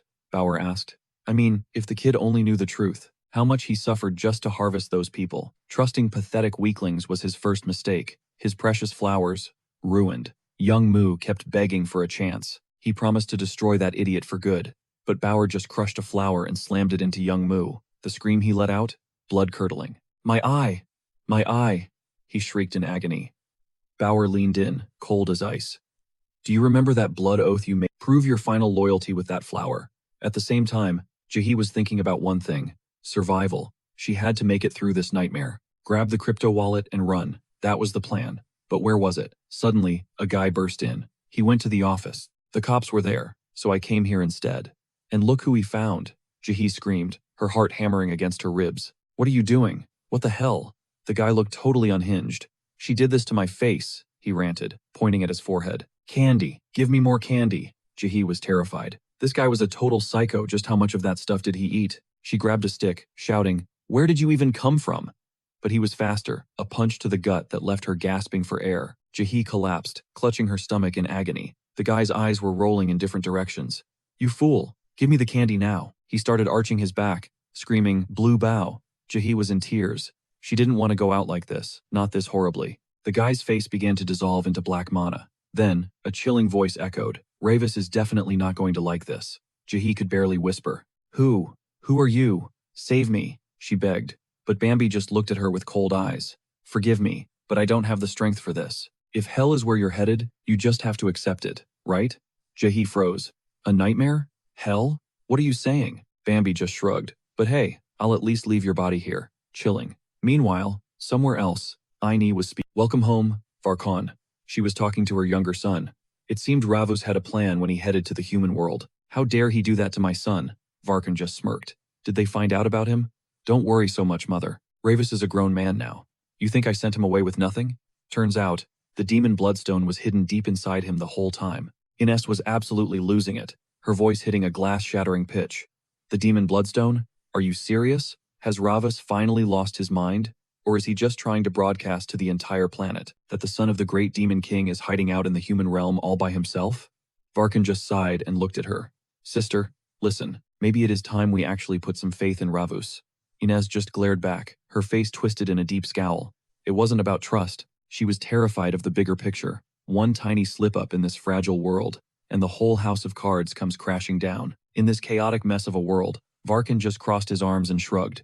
Look, Ravus is way tougher than you're giving him credit for, sis. He started talking about Ravos entering some epic war mode, but Inez just clocked him right in the skull with her fist. He is a complete moron. That is the whole problem. If Ravus catches even a scratch on his soul, they are both finished. Does he not get that? Varkon rubbed his head, whining, How old am I? And you are still hitting me like a kid? He turned to Bombay and told him to scour every ancient magic book he could find, mostly to figure out a way to delete every annoying older sister from existence. Ines told him to shut his mouth, declaring she did not need a delusional brother like him in her life. Bombay tried to play peacemaker, but Ines already had Varkon by the throat. Bombay just thought to himself, that idiot Ravus. I have no idea how he even survived under these insane conditions. A few moments later, Xian broke the silence. He really is a monster. I mean, a demon. Minho just gave a dry look and replied, Yeah, that is what people call us. Meanwhile, Seol was low-key celebrating because Minho used the word them. Xian had one big question on his mind, now that he knew the truth. Was he fast-tracked for hell after he died? Ravis just looked at him. Hell is right here. But if you come to the you will be untouchable. After all, the sole heir to the great demon king, that is me. Ravis flexed. And I am your master. Shion practically screamed. No way. I do not need that kind of protection. There is no way I am going to a place like that. Minho looked visibly annoyed, muttering that as soon as he got home, he was going to rip Bombay's eyes out and literally suck them dry. Shion hesitated, holding back tears. So, what happened to the real Minho? Seol just shrugged. He was a goner anyway. Fate had him marked for death. Legally speaking, we can only hijack the bodies of people who are already on their way out. Shion's lip trembled as he tried not to sob. How can you say that? Why did Minho have to die like that? Minho just stared him down, wondering why the guy was even getting emotional. Look, he will live for another few decades, and then we will all have a grand reunion in the demon world. Shion's heart sank. So, it is basically a done deal that I am ending up in the demon world? Ravis just scoffed. Humans and their wild imaginations. The demon world is actually a blast, right, Seol? She gave a dark, knowing smile. Oh, definitely. If you like the sound of screaming and the smell of shredded human flesh, our home is basically marinated in the scent of blood. Shion begged her to stop right there. Ravus just waved it off. That is a long way off. Just act normal around me and keep your mouth shut. Shion nodded frantically, pure terror in his eyes. Okay, got it. Ravus sighed, stretching his limbs. Anyway, my whole body is starting to ache again. He turned to leave, and Seol immediately scrambled after him, shouting, Wait for me, Mr. Ravus. Back at the house, Ravus was clutching his head in agony. It felt like his skull was being split in two. He wondered if he had pushed his luck too far with the demon bloodstone's power. Suddenly, Mina burst in, beaming. Little brother. She was holding a cake with a flickering candle, shouting, Happy birthday. Minho froze. Birthday? Mina beamed, explaining that she and Mom had been working their tails off since yesterday to get this ready. Though, she admitted she couldn't exactly promise it would taste good. She slapped a party hat on his head and mentioned that Mom and Dad would be home any second. Mina pulled out her phone, insisted on a birthday selfie first, but Minho's eyes locked onto the bandage on her face. What happened to you? Mina just brushed it off with a smile. Just some punks bothering a grandma with a grocery cart. I stepped in, no big deal. Ravis thought it was the most useless thing he had ever heard. She was weak, yet she was risking her neck for strangers. To him, she was just a weirdo. All right, bro, you must be starving, Mina said, cutting a slice. Give it a try. She shoved a spoonful of cake into his mouth, and Minho's eyes nearly popped out of his head. He had never tasted anything like this. It was fluffy, cold, and incredibly sweet. He held his face, closing his eyes as he experienced pure bliss, until a sudden, violent scream shattered the moment. What a freaking nightmare, a man roared, demanding to know where those losers who pelted him with eggs lived. I am going to kill them all, the assistant was shaking, stammering out a, yes, sir. Taisik whirled around and punched the assistant, screaming, No, I am killing you first. He was fuming that such a minor detail wasn't handled. Juhi tried to grab his arm to calm him down, but he just shoved her off, barking at her to let go. Mina stood her ground. Stop it. Mom didn't do anything wrong. Taisik turned his rage toward her. Excuse me? His eyes landed on the birthday cake, and his face twisted in disgust. What is this? Here he was, coming home covered in eggs from a failed campaign, and they were sitting around eating cake? He shoved Mina aside, snarling that they had clearly forgotten who was in charge. He swiped the cake off the table, sending it crashing to the floor. If I were your real father, would you even be able to swallow a single bite right now? Juhi was crying now, begging him to just stop for 1 second. Please, it is Minho's birthday today. Who cares about a birthday in this mess? Taisik yelled. Minho just stared at the man's hateful face, his expression completely blank, before turning away as the shouting continued. He lunged forward, snarling, Total morons. He slammed the door, fuming how dare that loser touch what belonged to him. Joey broke down, sobbing as she begged for her kid's forgiveness. Mina clung to her, crying out, No, Mom, it's not her fault. Our hero just turned away, thinking, asterisk, this guy's ego is literally insane. Asterisk. Cut to the office, Taisek was screaming. That brat Young Mo is ghosting us and hasn't sent a dime. Total radio silence. Look, if he wants a shot with Deputy Park, he needs to pay up first. Cash only. Young Mo, you absolute idiot. The henchman just nodded. Don't worry, sir. We'll handle everything, whatever it takes. Track him down, Taisik barked, absolutely fuming that he ever had to lower himself before such a pathetic loser. Everything for the ratings, even if it meant dealing with these absolute jerks. Suddenly, an assistant burst into the office shouting, "Sir, you have to see this. Mina's video is literally breaking the internet." Taisik blinked. "Wait, what? What other video?" He snatched the tablet right out of the assistant's hand. "Just look at this." Some thug was aggressively grabbing Mina's face while she screamed. "They recorded the whole thing. Someone needs to make them stop." "Who does she think she is bothering me?" the guy sneered. Mina slapped his hand away, shouting, "Who do you punks think you are? Mocking a grandmother to show off." "She's a total psycho," the guy grumbled to his friends. "Get these losers out of here. What are you all even staring at? Move." He wanted them gone, but Mina just rushed to the elderly woman's side. "Grandma, are you okay?" The woman thanked her, as Taisik watched, stunned. "Did something happen to Mina?" Taisik asked, but the assistant's eyes were gleaming. "Sir, if the public finds out she's your daughter right now, your ratings will skyrocket. The comment section is going nuclear." Taisik's scowl instantly vanished into a greedy grin. "For real, no way." The narrative was falling into place perfectly. But elsewhere, a chilling voice whispered, "How has such a stunning face been hidden away here? Hanyang Hansu. Bring them in."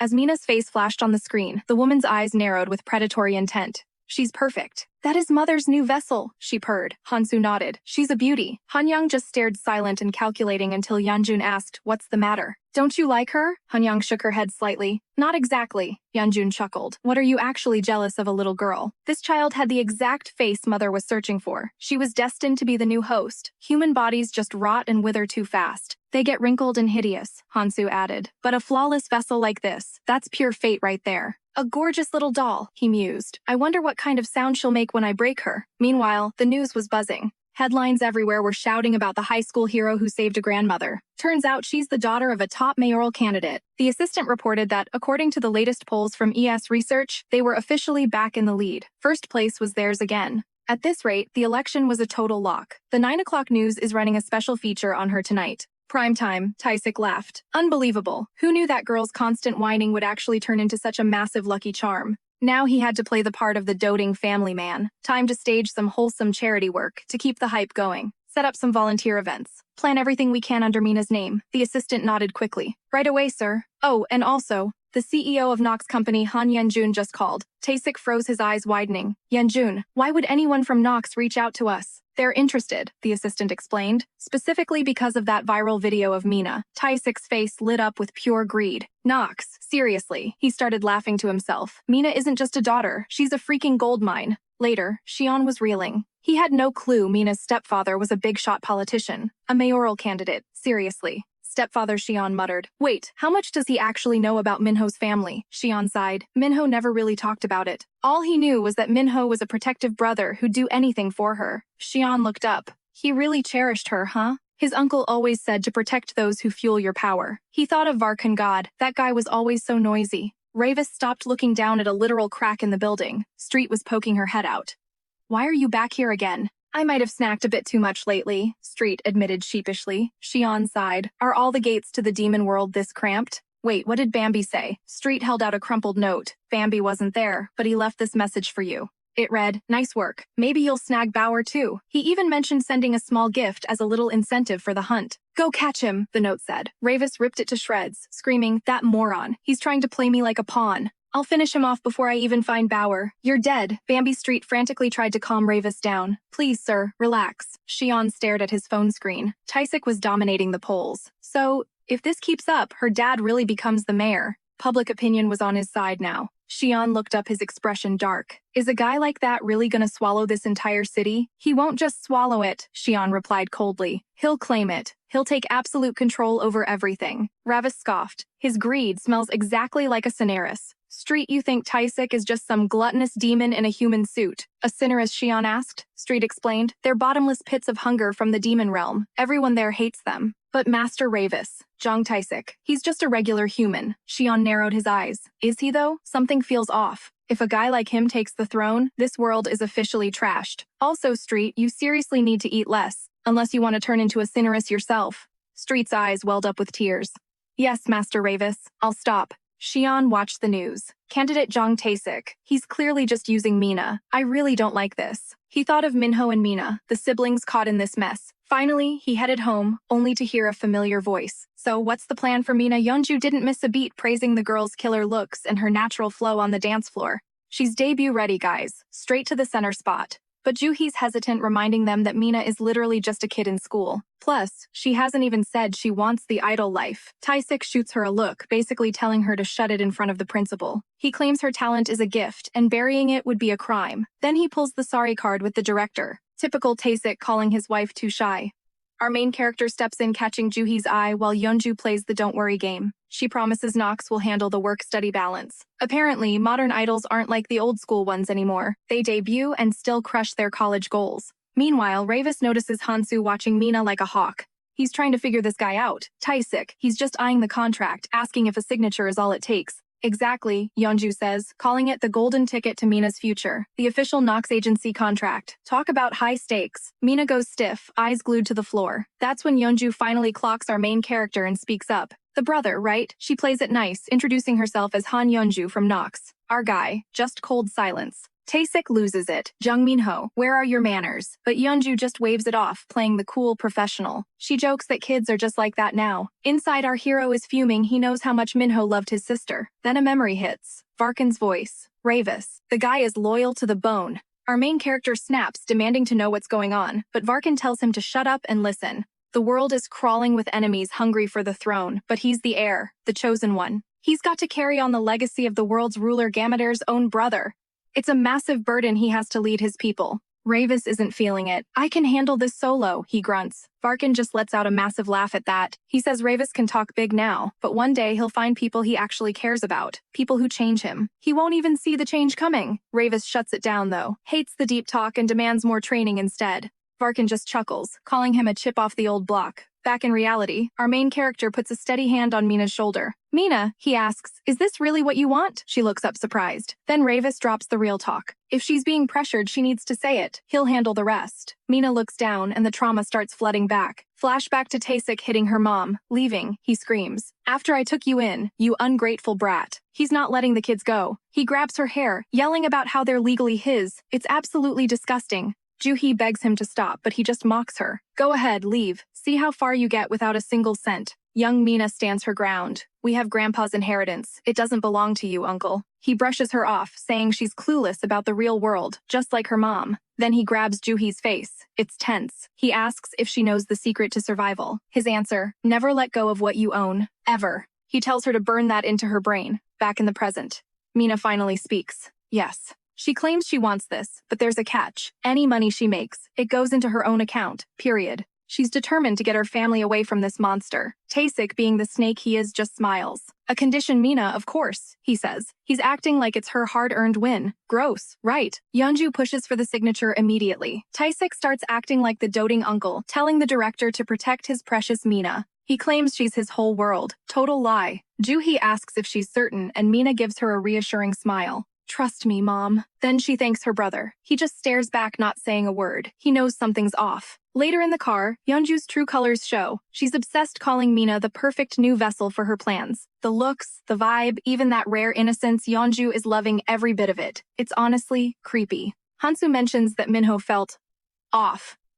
Yeonju turns to Han Young for her take, and the answer is chilling. She says Minho has a terrifying aura, like straight up not human. Yeonju just lets out a dark little laugh. A demon world stalker, she jokes. Hansu gets serious, asking if he should just take the guy out right now. Not yet, Yeonju replies. It's way too early for that. She warns him that being reckless ruins everything. Mina is the priority. But Hansu, he's losing it, clutching his head and screaming. He's obsessed with tearing Minho apart for that look he gave. Yeonju tells him to chill, the moonless night is coming. After the ritual, when Mina is hers, he can have his way with Minho. Hansu lights up like a psycho. Really? You promise, he asks. Yeonju just smiles. Of course. Consider it a little gift from mommy. I promise. Han-young suddenly brought up Mara, and it caught Yeonju totally off guard. Her eyes went wide, reflecting pure shock as she gasped. Wait, what? Mara was cold, her voice cutting like ice. Never mention that name again. As far as the world was concerned, she was Han Yeonju now, but she was already preparing her next rebirth as Jung Mina. Neither the legendary Demon King nor the 12 Black Thrones could touch her. Absolutely no one was going to stand in her way because this time, failure wasn't an option. A little later, Mina stood in front of the building, taking one last deep breath to steady her nerves. I can do this, she whispered to herself. Inside, Yeonju, I've got someone special to introduce, Yeonju announced with a smirk. Meet Mina, the newest member of our family. I'm sure you've all seen her blowing up on social media lately, right? The bombshell dropped Mina was set to be the center of their new group Zara. One of the girls immediately frowned, her voice dripping with salt as she asked director, how did this happen? So out of the blue. This girl Hyeon had been grinding for that center spot forever. Yeonju just shrugged her off, saying, look, Hyeon, I know you worked hard, but things change. Mina's the center now, so just try to be a team player and help her out, okay? And with a quick good luck to Mina, she just turned and walked out. Mina gave a quiet, polite, yes, but the second the door clicked shut, Hyeon's face twisted into a mask of pure disgust. Is this some kind of daddy connections play, Hyeon spat? Mina just looked at her totally confused as Hyeon kept digging. You're the mayoral candidate's daughter, aren't you? Must be nice cheating your way to the top while I spent 4 long years bleeding for this spot. She was convinced Mina had just stolen her entire future in a single day. Hyeon claimed Mina refused to join unless she got the center, and when Mina tried to say no, smack, a brutal slap landed right across her face. Don't you know me? Hyeon screamed at the top of her lungs. Let's see just how far your precious connections get you after I'm done with you. Mina clutched her face as blood started to trickle down. Watching from the office, Yeonju's twins were shook. Whoa, that's brutal. Is Mom gonna be livid or what? Hansu pointed frantically at the monitor. Mom, look, you've gotta see this. Yeonju asked what all the noise was about, and Hansu yelled, Hyeon just trashed Mina's face. Blood. There's actual blood. Yeonju's expression went dark instantly. That little fool is lower than an insect, she hissed. How dare she damage my precious vessel? Meanwhile, word was spreading fast through the park. So Mina's actually debuting Mancool Nox is a huge agency. That's a massive deal. If they played their cards right, they could dominate the entire human world. Xion turned to Miss Street asking if she really knew the whole story behind it all. I've been stuck in this human world for 200 years, kid, she reminded him. The main character just crossed his arms. If his sister wanted this, fine, whatever. He didn't want to get involved, but that female director and her crew, they were seriously getting on his nerves. He couldn't sense any demonic energy, but still, they were acting way too suspicious to ignore. Maybe they were just high-level demons who'd mastered the art of blending in. Street warned him that the longer they stayed human, the easier it gets to mask their true nature. Better safe than sorry, Mr. Ravis, she added. But there was another problem. Also, you really shouldn't stare everyone down while you're in Minho's body, she teased. Xion chimed in. Seriously, Minho, you're creeping people out. Nobody likes being looked at like they're a target, Xion added. But Ravis wasn't convinced. Something about them is definitely off. Even without the energy, he could smell a demon from a mile away. Xion let out a sigh, mentioning he still couldn't find any trace of Bauer either. Our main character finally snapped. Street, take this guy back to the demon world immediately. Toss him into the most hellish training camp you can find. Street was all for it. On it, she cheered. Xion just groaned. Seriously, stop with the threats already. I get it. Xion knew the entry requirements were strict, but the main character was internally fuming. Without his full bloodstone power, it felt like even the lowest dog didn't respect him anymore. He turned back to Street, his voice low and serious. Tell me, did you figure out how to get my bloodstone power back to 100% yet? Street beamed with pride. Yes, just like you ordered. I found the secret to restoring your strength. She'd finally cracked the code to bring back Lord Ravis's mana. Good, he replied. I'll handle the power-up. You and Servant Number 1, go dig up everything on Han Yeonju and those twins. Consider it done, Street chirped. Meanwhile, Xion was just standing there like, wait, did he just call me Servant Number 1? A little later, Han Yeonju was walking down the street, tears streaming down her face as she sobbed. She wiped her eyes, whispering to herself that it wasn't supposed to end like this. 4 years of her life, all for nothing. Suddenly, the sharp ring of a sword echoed behind her. She froze, turning around with pure terror in her eyes. Who's there? It was Hanyong stepping into the light. Hyeon's voice trembled. Hanyong, what's going on? Did I do something wrong? She started rambling about Mina, trying to apologize for losing her cool earlier. But Hanyong wasn't there to talk. He lunged, and it was over in a flash. Blood sprayed everywhere. Hanyong just stared at her, his voice cold as the grave. Why'd you have to hit her in the face? You know Mom hates it when the vessel gets damaged. Rewind to a happier time. A couple was walking home, the husband gently patting his wife's head. Yeonju, you shouldn't be out this late. I worry about you. She just giggled, saying her dad was already on his way home with fried chicken for the twins. There was no way she could just sit around waiting. Her husband laughed, calling her adorable. Is it really the twins who are hungry? He teased. Or is someone else craving chicken? She laughed a sound full of life, totally unaware that Mara was watching their every move from the darkness of a sewer manhole. Back in the present, Yeonju was tossing and turning in her sleep, caught in a nightmare that felt way too real. She snapped her eyes open, only to see Mara hovering right over her bed. Mara just smirked a terrifying look in her eyes. You're really enjoying this life, aren't you? Yeonju let out a blood-curdling scream, but Mara just put a cold finger to her lips. Shh, keep it down. You wouldn't want to wake everyone up, would you? Forget the kids. She'd handle them herself because honestly, those children were exactly what she needed for her plan. Yeonju's scream was pure, unadulterated terror. My babies, she cried, but the fight vanished. The second Mara's darkness flooded her veins. A bone-chilling laugh shattered the silence, jolting her husband awake. What was that? He asked, totally confused. Darling, then. Her hand clamped around his throat. She literally shoved him out the window. Dangled over the edge, he shrieked in total panic. Darling, what are you doing? This is the husband, she sneered. He looks disgusting. How does anyone live with a creature like this? The man could only sob, tears streaming down his face. Who are you? He choked out. She let go of his neck and just smirked. Why should a dead man get any answers? He plummeted, screaming Yeonju one last time before the crash. Mara just clutched her stomach laughing. This body, it belonged to her now. Fast forward a bit, and a gut-wrenching scream echoed through the maternity ward. Mara actually kicked the doctor in the face while screaming her lungs out. God, this hurts so much. The doctor panicked, shouting at her to just calm down. You're in labor, woman. Get a grip. Shut it, Mara barked. Just get this abomination out of me before it kills us all. Do it now.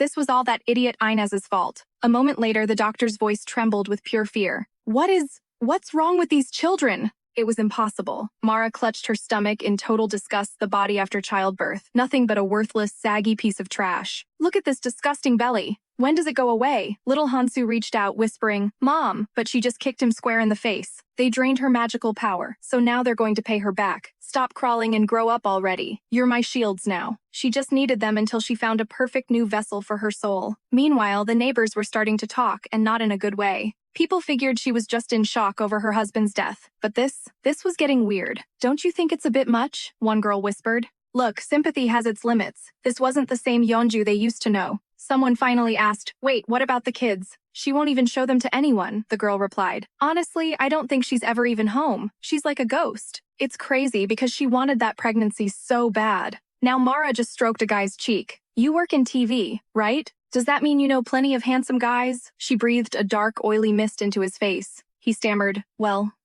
yeah. He blacked out instantly. Mara smiled. Even this human hell was packed with beautiful young things just waiting to be claimed. She'd make them all hers, and one day, she'd kill Inez with her own hands. But for now, Mara was playing the part, crying for the cameras. Detective Ha-young was supposed to be our star, the center of the entire debut group. She was the most talented girl we had. Everyone loved her, she sobbed. The detective leaned in. Did she have enemies, rivals? Maybe a stalker following her every move? Mara started coughing, playing the grieving director perfectly. Well, that's her.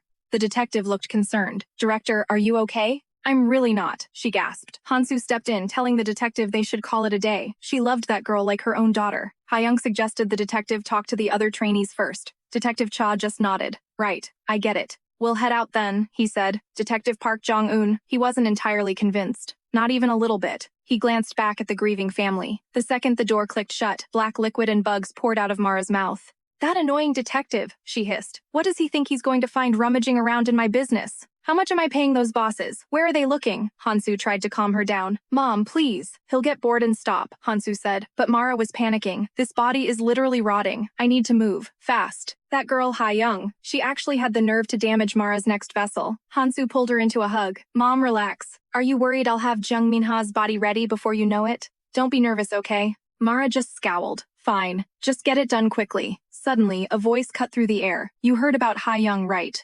Total psycho, right? Hansu interrupted with a smirk. Or maybe she's just completely lost her mind. World's full of crazies. Attacking a schoolgirl with a knife in broad daylight. Honestly, I'm worried about our safety. We need to fix the vibe around here. Everyone moves into the dorms starting tomorrow. Get your stuff ready before you show up. Mina blinked, confused. A dorm? Is that really necessary? Hansu's eyes went cold. You got a reason to say no. Cohabitation is the law for idols.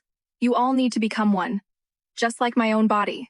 Mina started to protest, but she was thinking about her mom and brother back home. But Hyun just glared. You're asking for a lot, aren't you? If you can't do it, then you're mine. Hansu grabbed her shoulders, forcing her to stay calm. He mentally snapped times. What is she even doing, asterisk? If you even leave a scratch on her face, Mom will kill you. He turned to Mina. Look, Han Young really valued Hae Young. Just understand. She's super sensitive right now, so don't make her angry. Just obey, got it? The principal had already handled the parents. Pack your bags and be here tomorrow morning. Understood. The girls could only whisper one thing. Yes. Mina couldn't stop thinking about their new living situation. Honestly, she was spiraling. Her brother had been acting so different lately, and it was serious. Suddenly, a gut-wrenching scream tore through the house. It was Xion absolutely destroying himself with some heavy dumbbells, his face turning purple with every rep. Ravis just watched him unimpressed. So this is what he calls training, Ravis thought. He could practically see the dark demonic energy thickening around the kid with every scream. Sure, he might scare off a normal human with that vibe, but a real demonic beast, he'd be lunch. Bambi's a total moron if he thinks he's ready to use that power. The kid desperately needs to learn how to tame the demon bloodstone. Just the other day, Bambi was lounging on his bed, rambling on about how he needed to put the instructions for the bloodstone into writing. He even drafted a little note for his bestie Ravis to explain the whole thing. Despite being pathetic, he actually left behind 2 gifts. Number 1, the secret to mastering that cursed demon bloodstone. See, the bloodstone was originally meant to siphon magic from other creatures, but Bambi, he's a wild card. He actually hacked the stone's properties. Now it funnels every ounce of soul magic directly into a human vessel. But here is the catch, that insane power only unlocks under one condition. The stone has to be completely shattered. Bambi actually cheered. It'll break perfectly once I take a solid punch to the face. He kept writing, mentioning a second gift for the kid, a plea for forgiveness and a confession that, yeah, he actually loves him. He made sure to tell him to look out for their friend, too. Bambi finished up thinking, okay, now I just need to get this letter to Ravis. He wanted Ravis to read it and grow stronger, but Ravis, he didn't even open the thing, just ripped it into confetti. Now, as he trains, regret is starting to set in. Wait, the secret was probably in that letter, wasn't it? He muttered. Suddenly, a voice cut through his thoughts. Mr. Ravis, we've got a massive problem. Ravis glanced over, confused. Since when does she run on 2 legs, he wondered. Out loud, he just sighed. All right, what now? She gasped out the names of the twins and that director Hyunju he'd been investigating. Ravis narrowed his eyes. What about them? Her answer. One word, Mara. Director Hyunju is actually Mara, she blurted out. Xion looked lost. Mara, who the hell is that? The girl basically screamed the answer. She's the Witch of Greed, one of the legendary 12 Black Barons. It turns out Mara Beliax hijacked a human body and has been hiding in plain sight this whole time. Ravis just smirked. So that's her little hiding spot.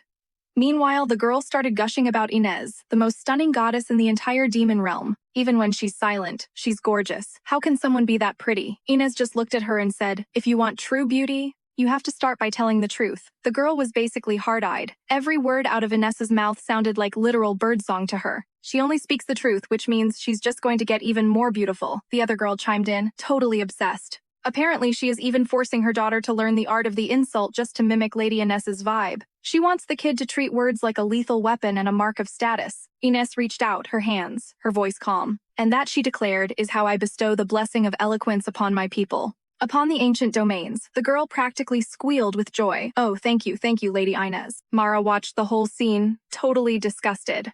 What a bunch of absolute garbage, she hissed. But the girl just turned to her and smiled. Miss Beliax, you are beautiful too. Mara gave a stiff thanks and decided fine, she'd give the girl's daughter a blessing of her own. May she die drowning in a bloody mess of her own twisted desires. The girl's jaw dropped, her eyes wide with pure terror as she covered her mouth. Mara just thought, yeah, she'll remember that. She wasn't about to let this disrespect slide. Back in the present, the girl had a question. Wait, so Mara actually has an inferiority complex when it comes to Miss Inez? Ravis nodded. According to my mom, she's been salty like this since they were kids. Not that his mom gave a damn, obviously. Word on the street is that as soon as Mara became one of the 12 Dark Dukes, she got caught red-handed stealing the Source of Souls and hightailed it to this human hellhole. Xion adjusted his glasses, looking thoughtful. But why go after Mina? Xion asked. Does she know you're actually Ravis? Ravis shook his head. Unlikely. If she knew the truth, she would have tried to kill me ages ago. But look in this weak human body. I'm nowhere near her level yet. And don't forget her kids. They're probably monsters too. The girl panicked. Then we have to power up that demon bloodstone. Like right now. She promised to start prep immediately. Step 1 of the witch hunt. A total area sweep. A bit later over at the store. Juhi turned to her daughter. Mina, if you want out, just say the word. Because the second they stepped foot in that place, things went sideways. Juhi just had a bad feeling, but Mina just gave her a reassuring smile. It's fine, Mom. Boss Hansu said they'll catch the guy soon. Rumor has it the murder didn't even have a motive. Juhi sighed, mentioning how she'd always dreamed of being a vet. Mina glanced over at the dog food aisle. It would take way too long to make that dream happen, she thought sadly. All she wanted was to get her mom out of that nightmare of a house as fast as humanly possible. She forced another smile. Look, Mom. Opportunities like this don't just happen twice. Dreams change. I'm gonna be famous and make bank. Juhi looked worried. But the dorms. We'll never see each other. Don't stress about me, Mom. Once the elections are over, stepdad will probably chill out anyway. Juhi's face crumpled. Mina, please forgive me. If I hadn't remarried, maybe we wouldn't be suffering like this. Mina just placed a hand on her mother's shoulder, her voice steady. Don't even go there, Mom, please. Raising herself and her brother while she was still just a kid, beyond brutal. And hey, her dad's death, that definitely wasn't on her. Plus, their uncle played the perfect saint before that wedding. Total snake. Everyone, including her, got played like a fiddle. Juhi looked at Mina, forced a smile and told her mom to just hang in there. I'll try, okay? Just a little more time. Cut to the amusement park where blood-curdling screams are ripping through the air. Minho wipes his mouth looking completely unfazed and mutters, "They're just weaklings." Why the panic? Xion, meanwhile, is staring in horror. Minho, why does he make barfing look so appetizing? Because he's a literal demon. Minho snaps back, claiming it's just food poisoning. Xion's just like, dude, wipe your face before you talk to me.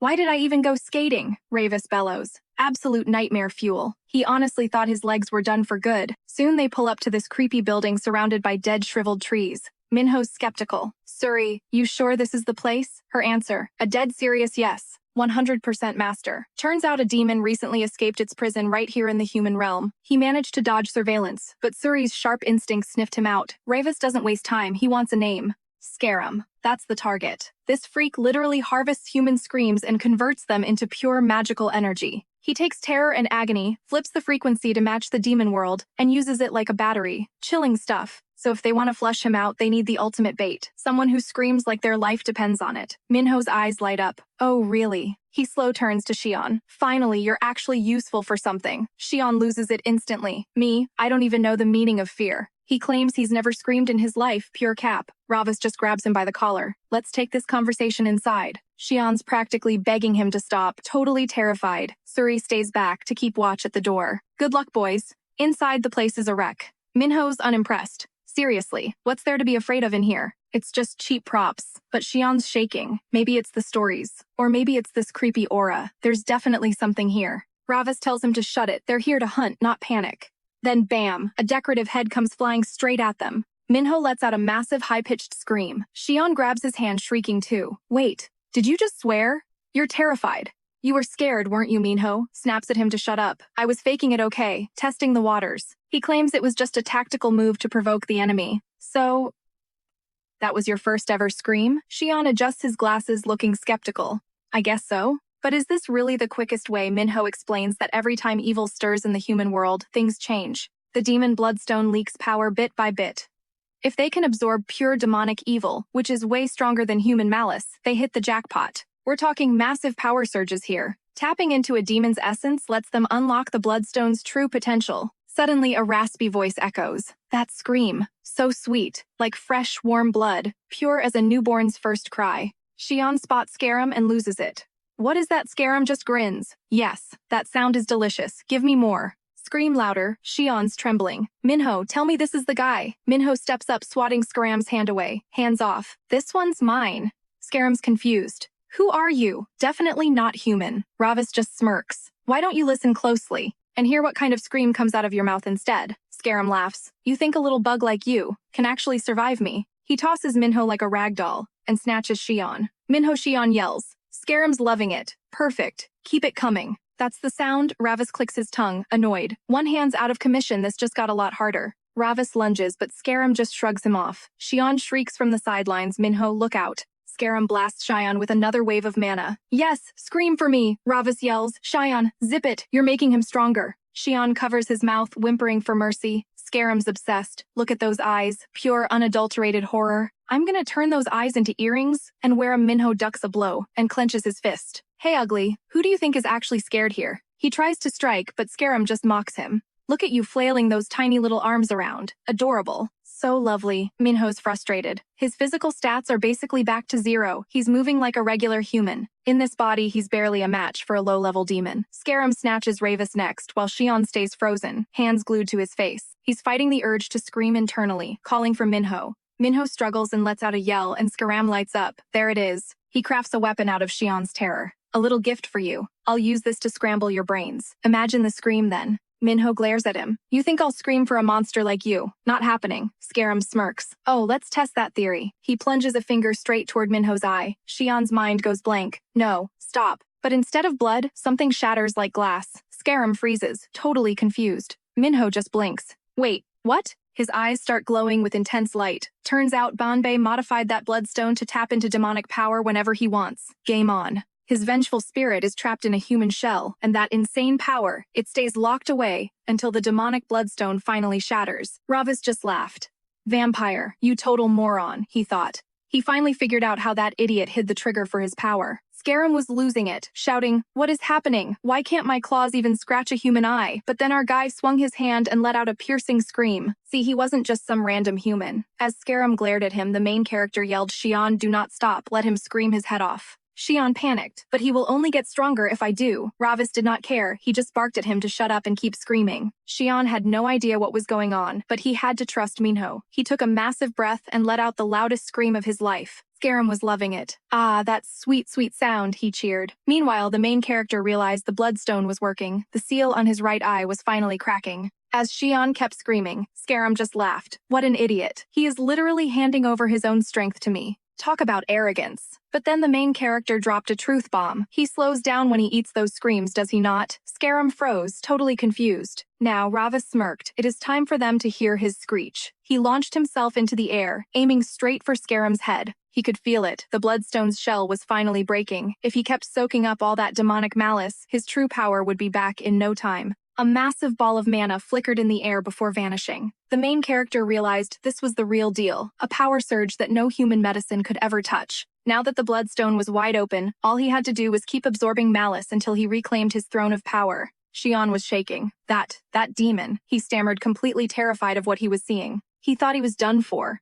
But Ravus just smirked. "Relax. We are just getting started. Time to go hunt the next demon." Back at the school, Mina politely thanked the vice principal for walking her out. Hyun just gave a cold nod in return. "Go unpack," Hyun ordered. "You are not allowed to leave this place until training officially starts," Mina just whispered. "Yes, sir." The door slammed shut, leaving Mina alone. She clenched her fists, trying to stay brave. "I can do this," she told herself, right as she spotted a camera watching her from the corner. Over on a screen, Maya reached out as if to touch her son. "Hansu, I was so worried about you." He gave her a hug and things got creepy fast. She whispered, "Even if she transfers into that body, you will still listen to your mother, right?" Hansu did not hesitate. "Of course, Mom." A little later, Street turned around, catching a scent in the air. "Oh man, that smell of blood. It is incredible." She bowed, congratulating her master on his returning magic. "Welcome back, Lord of the Blood of all living things. Lord Ravus Vindica, may a trail of blood follow your every step." Street vowed to be his shadow, even into the deepest pits of darkness. The main character just rolled his eyes. "Okay, do not overdo the drama," he told her.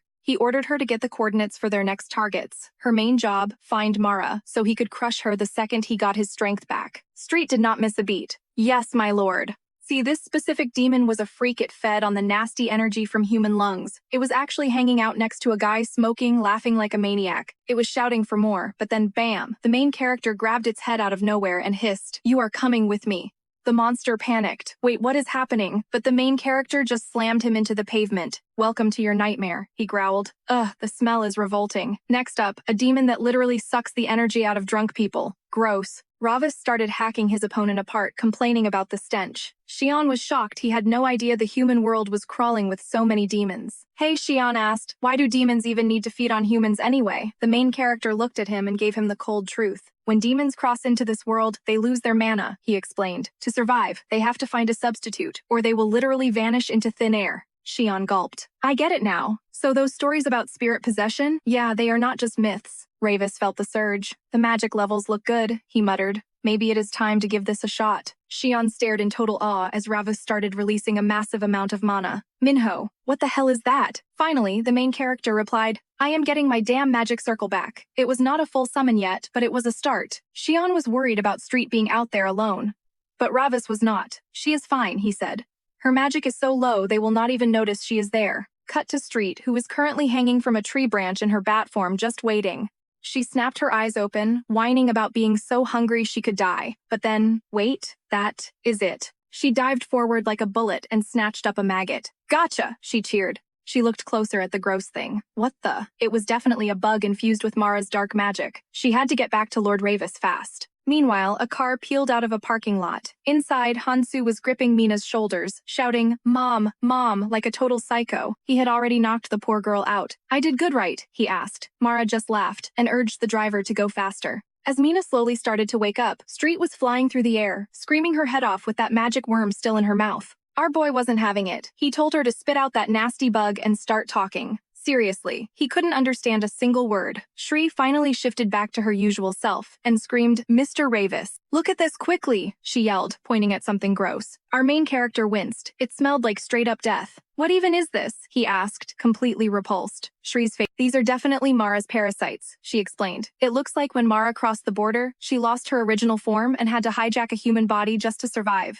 The main character realized the game plan immediately. If those parasites were showing up, it meant Mara was hunting for a fresh host. Her demonic soul was literally rotting away inside that human shell. Cheyenne's eyes widened as the pieces clicked. "Wait, so that's why she tried to snatch Mina last time, to steal her body." Ravis just crossed his arms, looking totally annoyed. "It's a safe bet," he grumbled. "Mara has always had a creepy, borderline obsessive thing for anything young and beautiful. Typical for her, really. I mean, she's way older than his own mother. You'd think the old hag would finally chill out." Cheyenne blinked, suddenly curious. "Wait, how old is Mom, anyway?" Our guy didn't even hesitate. Converted to human years, she's somewhere around 6,375. Cheyenne's jaw hit the floor. "What? Then how old are you?" Ravis just scowled. How old was he? It was hard to put a number on it. He remembered his uncle showing him the human world when he was just a kid. Back then, people were just starting to build massive structures. He vividly remembered Varkan laughing like a maniac and asking, "Do you see that, kid? They're building that massive temple right there in my honor. A minor demon god like me could only dream of having fans like this," he'd bragged. "Do you get it now, nephew? I'm kind of a big deal." The main character just shook his head. Talk about a massive ego. Bambi looked up at him trying to be helpful and said, Lord Varkan. "As far as I know, these people aren't worshipping you. They're worshipping Ra, the sun god from the heavens." Varkan immediately grabbed him by the hair. "What did you just say?" "Why would they worship the guy I just beat the hell out of?" Varkan roared. Bambi just shrugged. How was he supposed to know Varkan wasn't listening, though? "Whatever, I won the fight, so the temple is mine now." He laughed and pulled the boys into a huge hug. Back in the present, Cheyenne spoke up. "They say the pyramids were built 4,000 years ago," Cheyenne noted. "This is way beyond anything I expected." Shri was panicking, though. "What do we do? Lord Ravis's sister is about to be eaten." Our main character nodded, his expression turning serious. He knew exactly what was coming. Mina would be devoured eventually if they didn't reach that abandoned construction site in time. Meanwhile, Mara was reveling in the darkness. "A moonless night," she whispered. "The night I was born. A sky that shows absolutely nothing." Hansu asked, "Mom, are we there yet?" Mara leaned on him as she climbed the stairs, her voice a chilling hiss. "Yes, the intersection of a hidden crevice, completely out of sight from the heavenly world," she added. But then her eyes went wide. "What?" She stared at the floor in shock. There were bodies everywhere, and even weirder flowers were growing right out of them. Bauer stepped out of the shadows, looking totally pissed. "What are you losers doing here?" he spat, glaring at them. Mara didn't flinch. "I am Mara Belief, and this is the body I've chosen." Bauer's jaw dropped. "Mara." He let out a nasty grin. "The fallen queen herself. You used to sit on the black throne, and now look at you, a pathetic fugitive who can't even summon a low-level monster. This turf belongs to me now, so get lost," he barked. Hansu didn't seem intimidated at all. He walked right up to one of the corpses and asked, "Who are these idiots anyway?" Bauer yelled at him to watch his step and not crush his precious flowers. Mara just let out a long, weary sigh. "You're right. I'm nothing now. I barely have the strength to keep this human body from falling apart," she admitted. "That's exactly why I've prepared my children to protect me." Bauer scoffed at the idea. A hybrid, half-human, half-demon. A parent who can't even protect her own kids is a pretty pathetic sight if you ask me. Mara's eyes turned cold. "What does it matter to you? I gave them life, so now they have to do their duty. It's that simple. Now take your stinking weeds and get out of my sight," she ordered. Bauer absolutely lost it. "Weeds? You're calling my sacred flowers weeds?" He lunged forward in a blind rage. "Why doesn't anyone understand the beauty of my work?" But Hansu was faster. He delivered a brutal kick right to Bauer's chin. "What is this guy even doing?" Hansu muttered. Mara just gave a light, chilling laugh. "Good, you're doing well, my son." Flashback to a little while ago, Mara had looked at her children with fake pity. She'd spent so much effort stealing a source for demonic souls, and now it was time to use it. She'd forced a bottle of mysterious liquid into their mouths. "Swallow it," she'd commanded. That wasn't just water. It was liquid from the Valley of Zarnikim. That's the deepest, darkest pit in the entire demon world. Legend says the valley is filled with the actual tears of the god who created everything. This water is the ultimate source of magical power. It's the only holy water that can actually quench Mara's bottomless greed. She cursed Gameter Vindica for hoarding the stuff. "Vile idiot," she hissed. It never belonged to him anyway. It was a waste to use it now, but she had no choice. "Drink up," she told them. "You need to protect me until I find Sir Kale. He's hidden somewhere in this human world and I need him." Back in the present, Shri and the crew were sprinting through the woods. Xion was skeptical. Are you absolutely sure they came this way? He panted. The stench of Mara is getting stronger with every step, Shri yelled back. They're here, I'm positive. Xion looked around. A building. Out in the middle of nowhere. Shri sighed, her nose finally giving out. Xion turned to the main character. Minho, you better save Mina, no matter what. Ravis suddenly grabbed Xion by the neck. Oh, don't worry, they're coming. Right now. Xion choked out a question. What, him too? He's just gonna get in the way. Ravis let out a dark chuckle. Get in the way? Are you kidding? He's going to make an absolutely excellent human shield. Xion's eyes nearly popped out. A shield. Shri was practically screaming at this point. Lord Ravis, I'm begging you, please just destroy Mara and end this nightmare. The main character turned to Shri and told her she was joining the fight too. We need every bit of numerical advantage we can get, he said firmly. Emitu Shri shrieked. Our guy just looked at her. Why did she even have all that wealth and fame if she wasn't going to use it when things got real? Leaving Lord Banbei's side was a huge mistake. Right now, Mina is pinned to the cold floor as a glowing magic seal erupts beneath her. Mara is absolutely loving this, cackling for them to hurry up. Meanwhile, Bauer is on his knees, pathetically begging the Witch of Greed for his life. She definitely needs a pawn if she plans on surviving the human world. Hansu steps in, asking his mother to hand the prisoner over to him. Our main character has enough on his plate, so he lets Bauer handle the small stuff. Bauer just nods, completely submissive. He's ready to follow any order just to stay alive. But then a voice cuts through the air. What a pathetic little group they've gathered.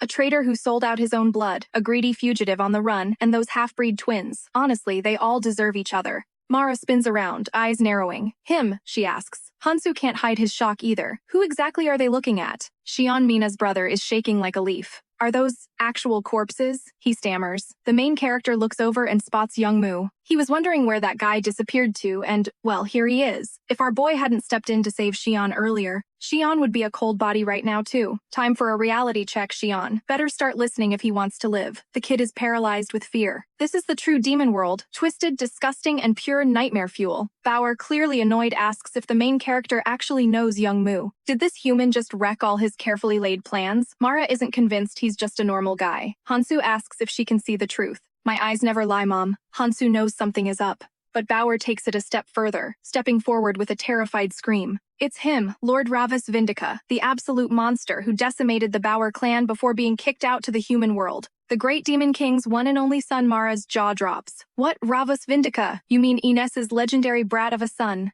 Bauer is losing it. The executioner who slaughtered our kind. Then he stops. Wait. A realization hits him. This is his golden ticket. Ravus isn't that unstoppable killer right now. He's trapped in a weak, pathetic human body. This is Bauer's chance to finally get his revenge. Mara's blood boils at the mention of Inez. That terrible fool actually sent her own son to the human world. She's definitely going to mess with her. Our main character does the math.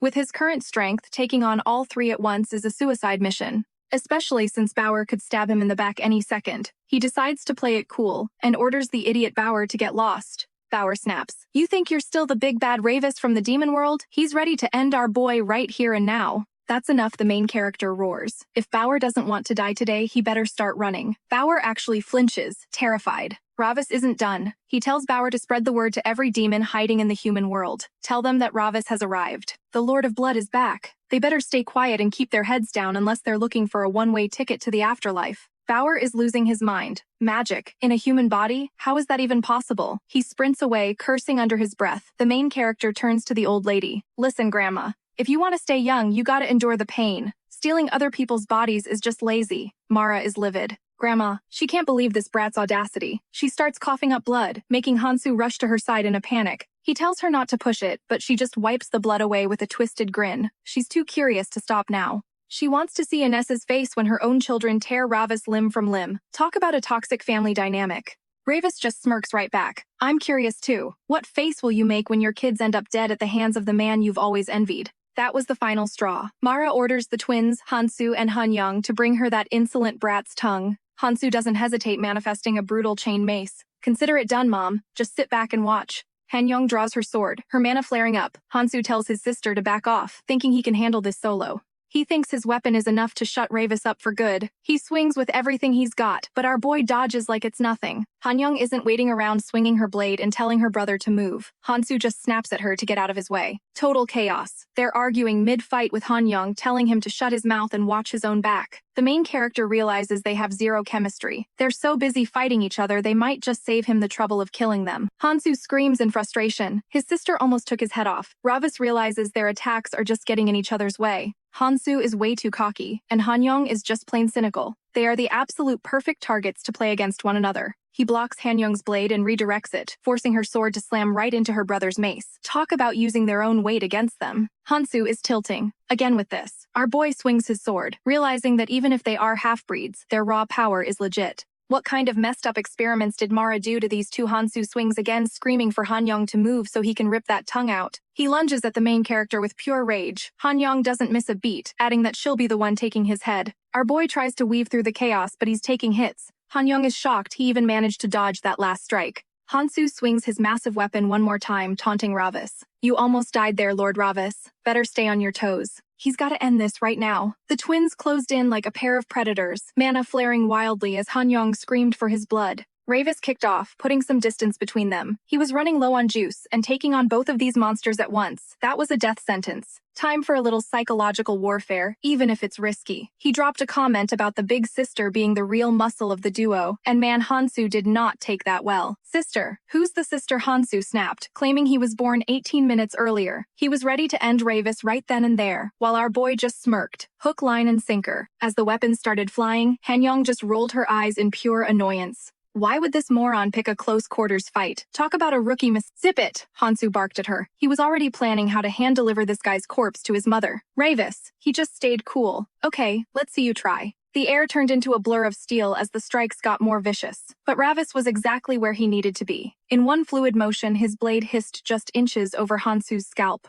Over on the other side, Street lunged at Mara, her voice cracking with pure emotion. This was Lady Mara, a legend among the 12 Black Thrones, someone she actually used to look up to. Look at you, consumed by greed and turned into this nightmare. What a total disgrace, Street yelled. Mara's response, a shriek of pure offended rage. Scary, you pathetic little bug, Mara hissed. Street squeezed her eyes shut, signaling it was go time. Lord Xian didn't hesitate. He bolted forward, knuckles white with determination. He slammed his hands against the magical dome, protecting Mina, screaming through the pain. The sensation was bizarre. Was it burning hot, or was it freezing his skin off? Mina, wake up, please, he begged, pouring everything into that barrier. Meanwhile, Street was giving it her all to keep Mara busy, her screams echoing as the battle intensified. Street's plan was simple, buy as much time as possible so Xian could reach Mina. But then, a massive surge of energy threw Xian backward, sending him skidding across the floor. His palms were raw and bloody, and his breath was coming in ragged gasps. He felt so small, just a regular human trying to fight gods. Was he really this useless?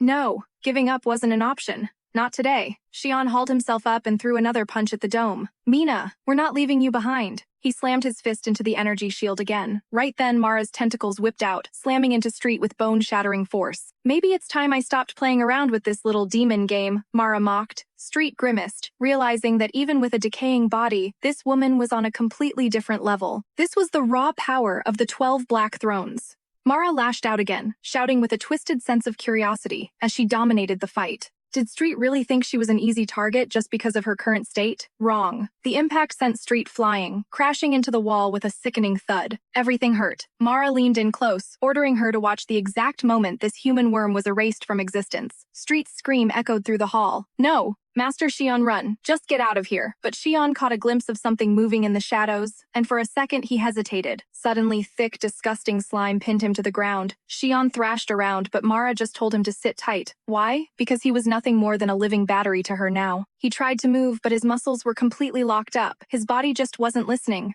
Meanwhile, Mara reached out toward Mina like a predator finishing a meal. Her mana surged as she complained about all the time they'd wasted.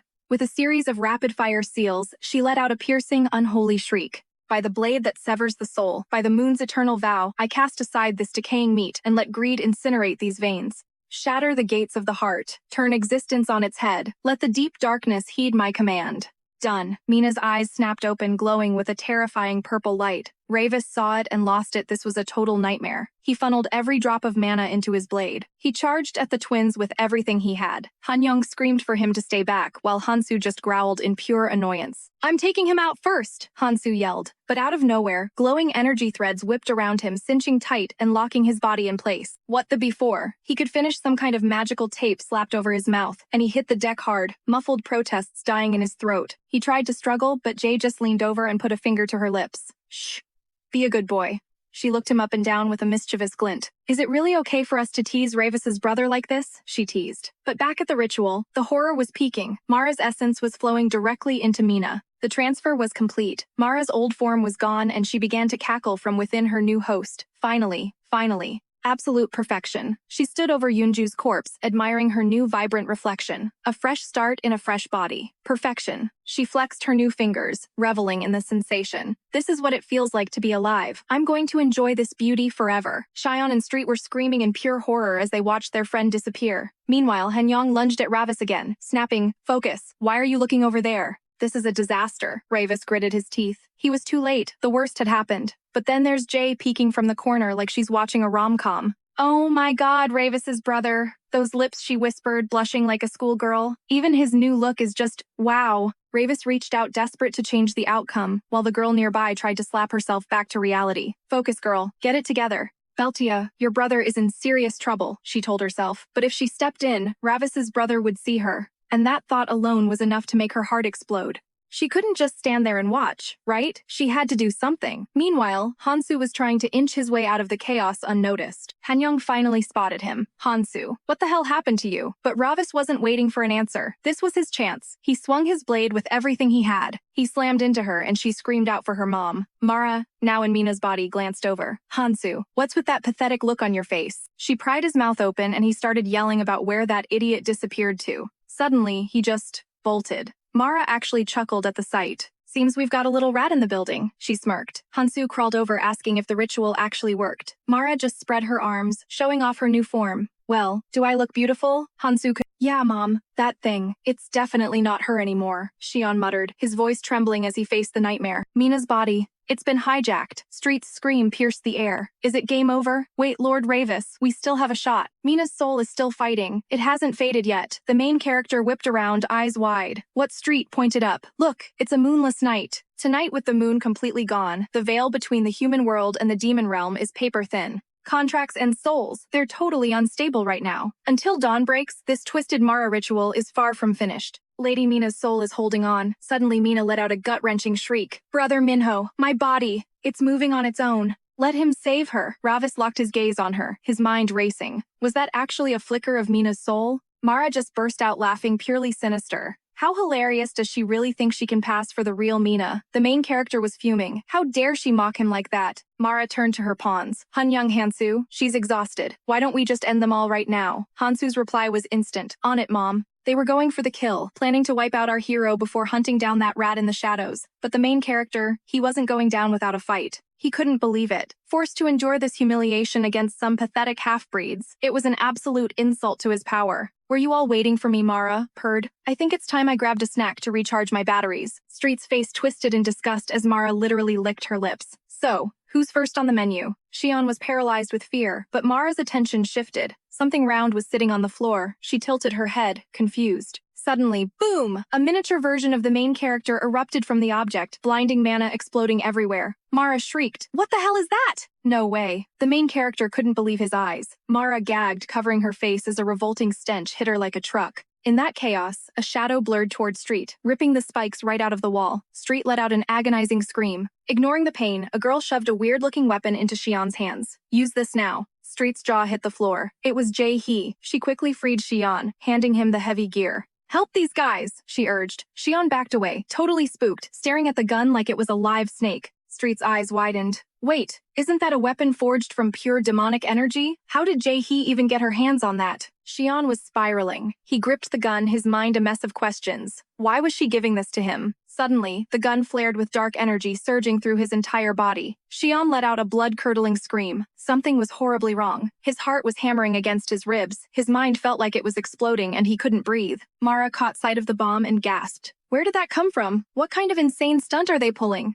Suddenly, Street lunged through the smoke. Mara parried the strike with a sneer. Really? You think putting those little toys on your hands changes anything? These aren't toys, Street roared back, but Mara just cackled in her face. The result is already written, Mara mocked. You're nothing but a pathetic, abandoned monster. Don't you dare talk to me about being abandoned, Street spat back. Not when you threw away your humanity for greed. Slicing through a tentacle, Street proved her point. Mara just smirked, eyes cold. So, not just a toy after all. Doesn't matter. Once I devour everything, it's game over anyway. She lashed out with a vicious sweep of her arm. Street barely dodged the incoming tentacle. She tried to counter, but the skin had turned rock hard, impossible to cut. Mara was adapting to the body. Every second they wasted made her stronger. This was getting bad fast. Mara licked her lips, waving her hands. I wonder, what does a fresh, shivering monster actually taste like? That's when Street spotted it, the glowing umbilical cord still tethered to Yeonju. She realized Mina was just a human. Her body couldn't absorb Mara's essence instantly. Street hesitated for a split second, a fatal mistake. Mara sent her flying into the wall with a brutal hit. Street groaned, realizing she had to sever that cord connecting her to Yeonju's original body. If she could just smash that magic circle. Meanwhile, Jian was finally starting to wake up.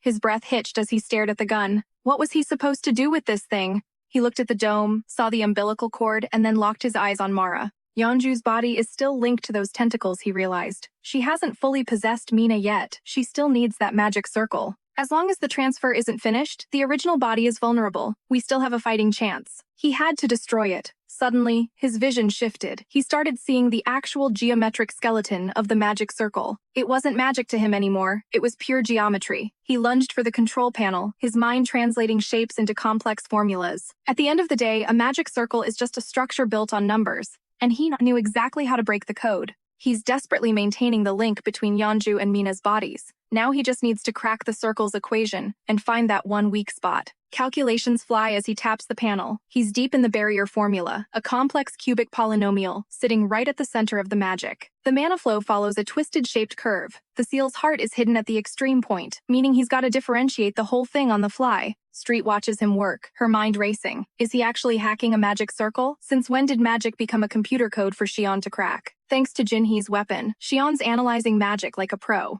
But Mara isn't having it, slamming her with a tentacle and barking at her to get over here. She grits her teeth, forcing herself to endure the pain. Whatever happens, as long as Xion is busy with that circle, she has to stay standing. She needs to buy him every second possible. Meanwhile, he's in the home stretch, flipping the circle's entire structure into a matrix form. He's looking for the main diagonal of a symmetrical matrix. Once he nails the eigenvalue, there will be exactly one vulnerability left. Just one. A wild grin spreads across his face. He found it. The critical point is wide open and ready for the taking. He levels his gun at the magic circle and pulls the trigger. Found your local minimum, and your doom. A massive energy beam tears through the circle. The recoil is so intense, it sends Xion flying backward, but the shot was perfect. The beam shatters the dome like it's made of glass. Mara spins around in a panic as Xion tumbles across the floor, the barrier gone. She screams in absolute rage. What happened to my magic circle? But Xion just starts laughing out loud. He gasps that everything was calculated to the last decimal. The formula was proven and everything went exactly as he predicted. The magic circle collapses into nothingness. As the energy fades away, Xion's consciousness finally slips and he blacks out. Mara is caught between fury and pure panic, since her body transfer isn't even finished yet. Street looks at Xion. He did an incredible job. Now the rest is on her. She sprints toward Yeonju, making Mara's heart sink as she shrieks. Wait, what is she doing? Street doesn't hesitate, slashing her sharp claws deep into Yeonju's body. Mara screams, absolutely losing it, demanding to know what the hell she's doing. She lashes out with her tentacles, throwing Street into the wall, but then immediately rushes back to Yeonju. I won't let you ruin everything now. She clutches the bleeding wound in a panic. This was supposed to be her precious, perfect new body.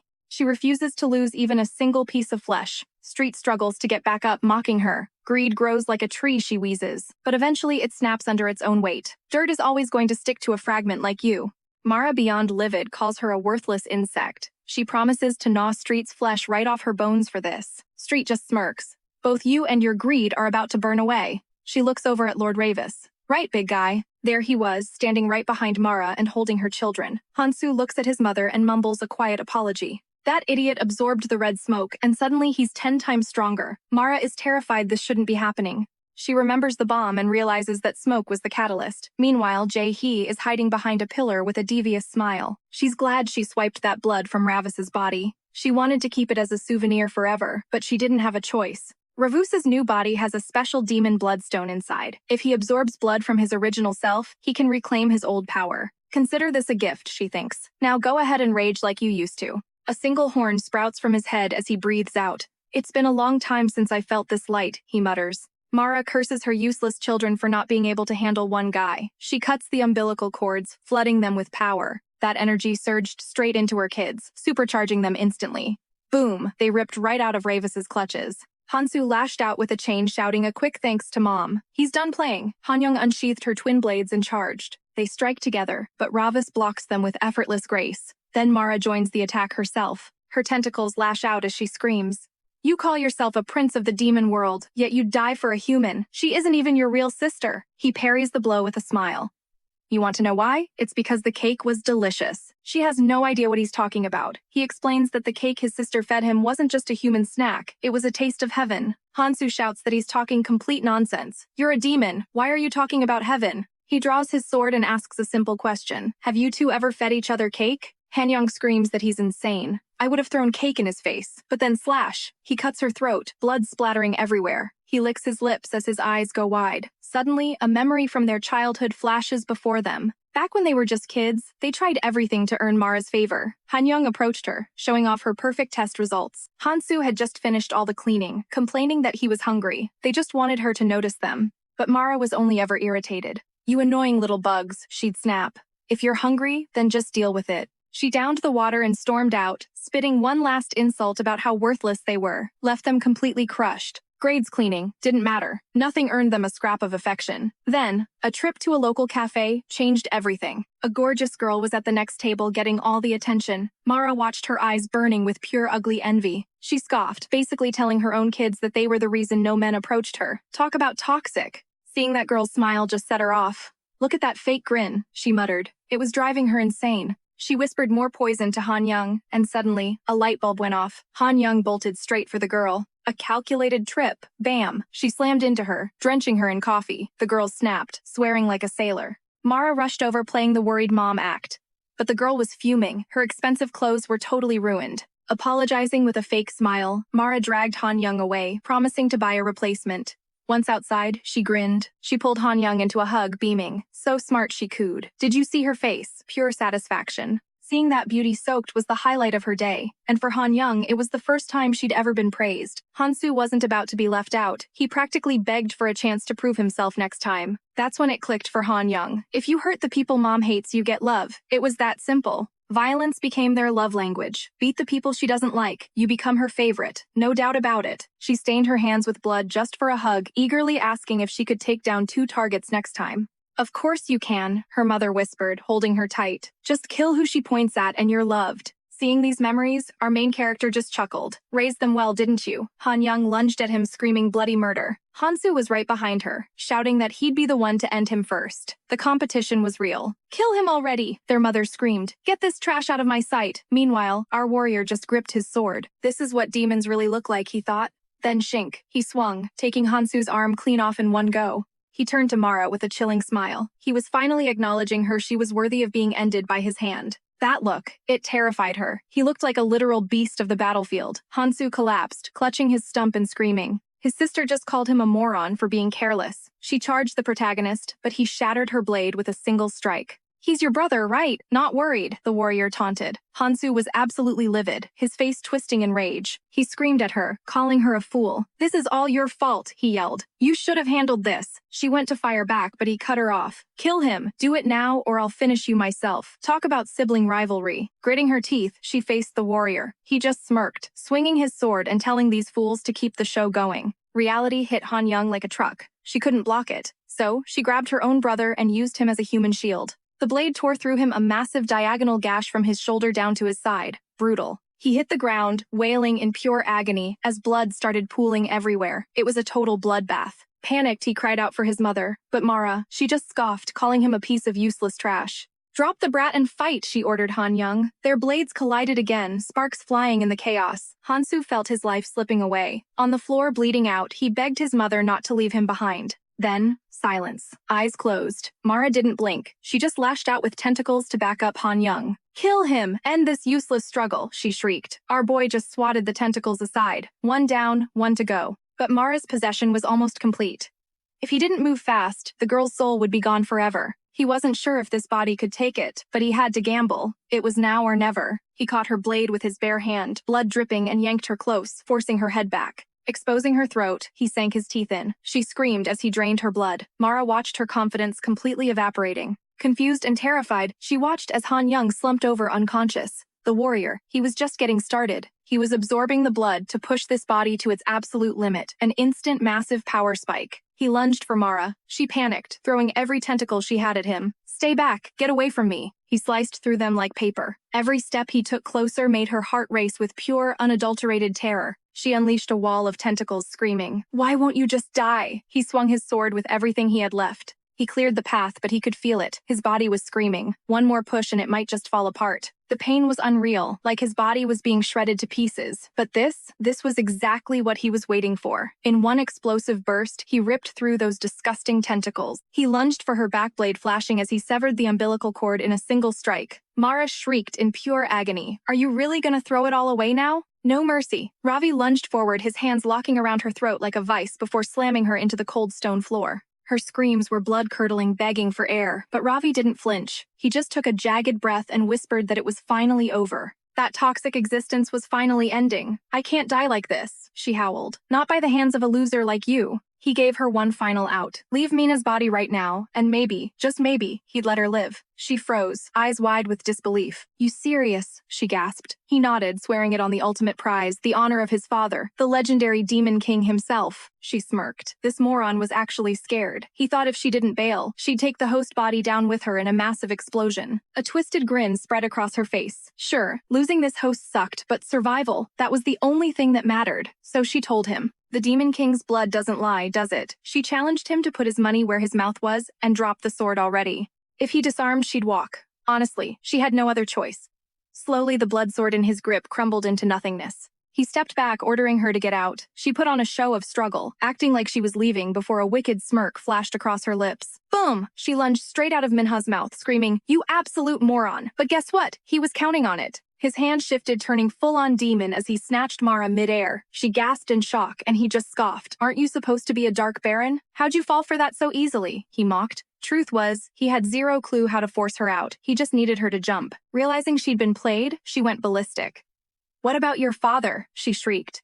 "What about the sacred honor you swore on?" As he started ripping her parasitic soul away, he just laughed. "My honor is doing just fine, thanks." She thrashed wildly, screaming for release. She clung on for dear life, but it was useless. Ravi smirked at how pathetic she looked before finally yanking the last of that filth out of the girl. Minha slumped to the ground, out cold. Now vulnerable, Mara's tentacles quivered as she pathetically begged for her life. "I'll do anything," she squealed. But then she spotted Han Young stumbling to her feet and reaching for a blade. Even though the girl was trembling with fatigue, Mara felt a surge of hope. Asterisk. Yes, kill him. Finish this brat off, asterisk. Han Young raised the sword high, ready to strike. Our boy sensed it and turned around, but honestly, he didn't even need to move a finger. Suddenly, Hansu's blade drove straight through his own sister. "Not fair," he wheezed, always trying to steal the spotlight. He wasn't letting her take the credit. With a twisted smile, he collapsed and his sister's life faded away right next to him. Talk about a tragic end. Mara didn't even blink at her kids' deaths. She was too busy cursing Ravi for being a clueless idiot. She ranted about him blowing his last chance, but Ravi just shook his head. All that talk about mom only to die such a pathetic death.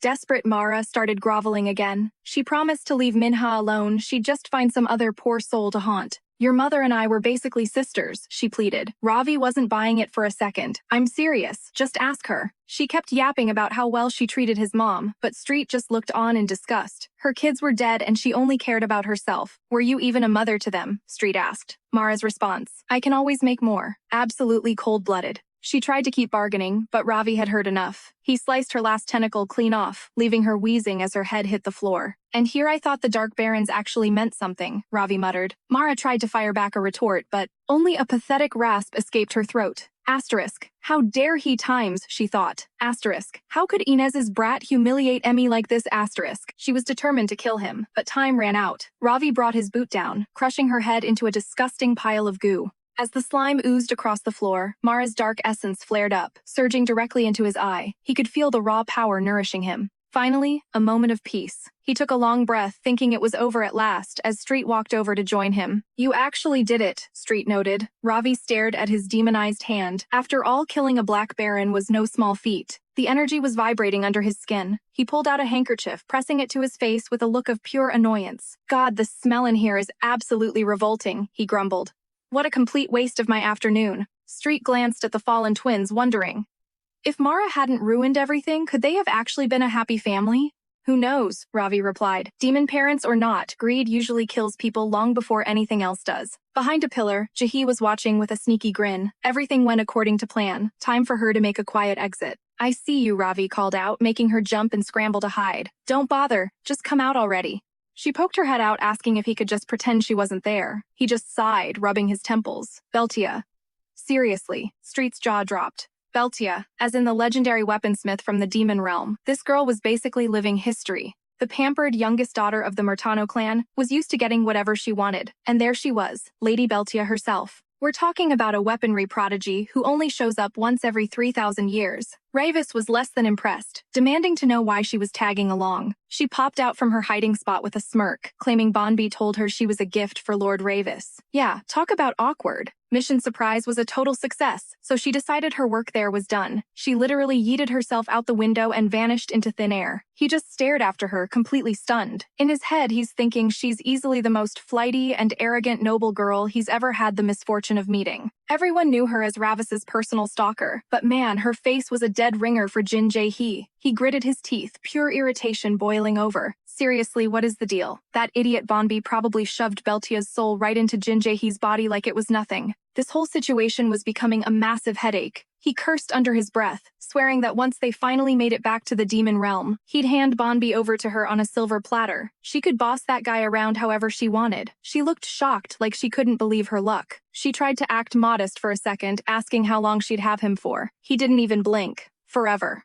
Meanwhile, back at the ranch, Varkin was having the time of his life gossiping with his sister about the latest chaos. He told her he was so caught off guard that he just ended up drinking her blood right then and there. Guess the nephew takes after his uncle. She winced, calling it absolutely brutal, before asking what Ravus did next. He explained that using the power he'd just absorbed, he shredded her tentacles and literally trampled her head into the dirt. Total overkill. Varkin closed his eyes and waved his hands dramatically. He acted like it was too gruesome to even talk about.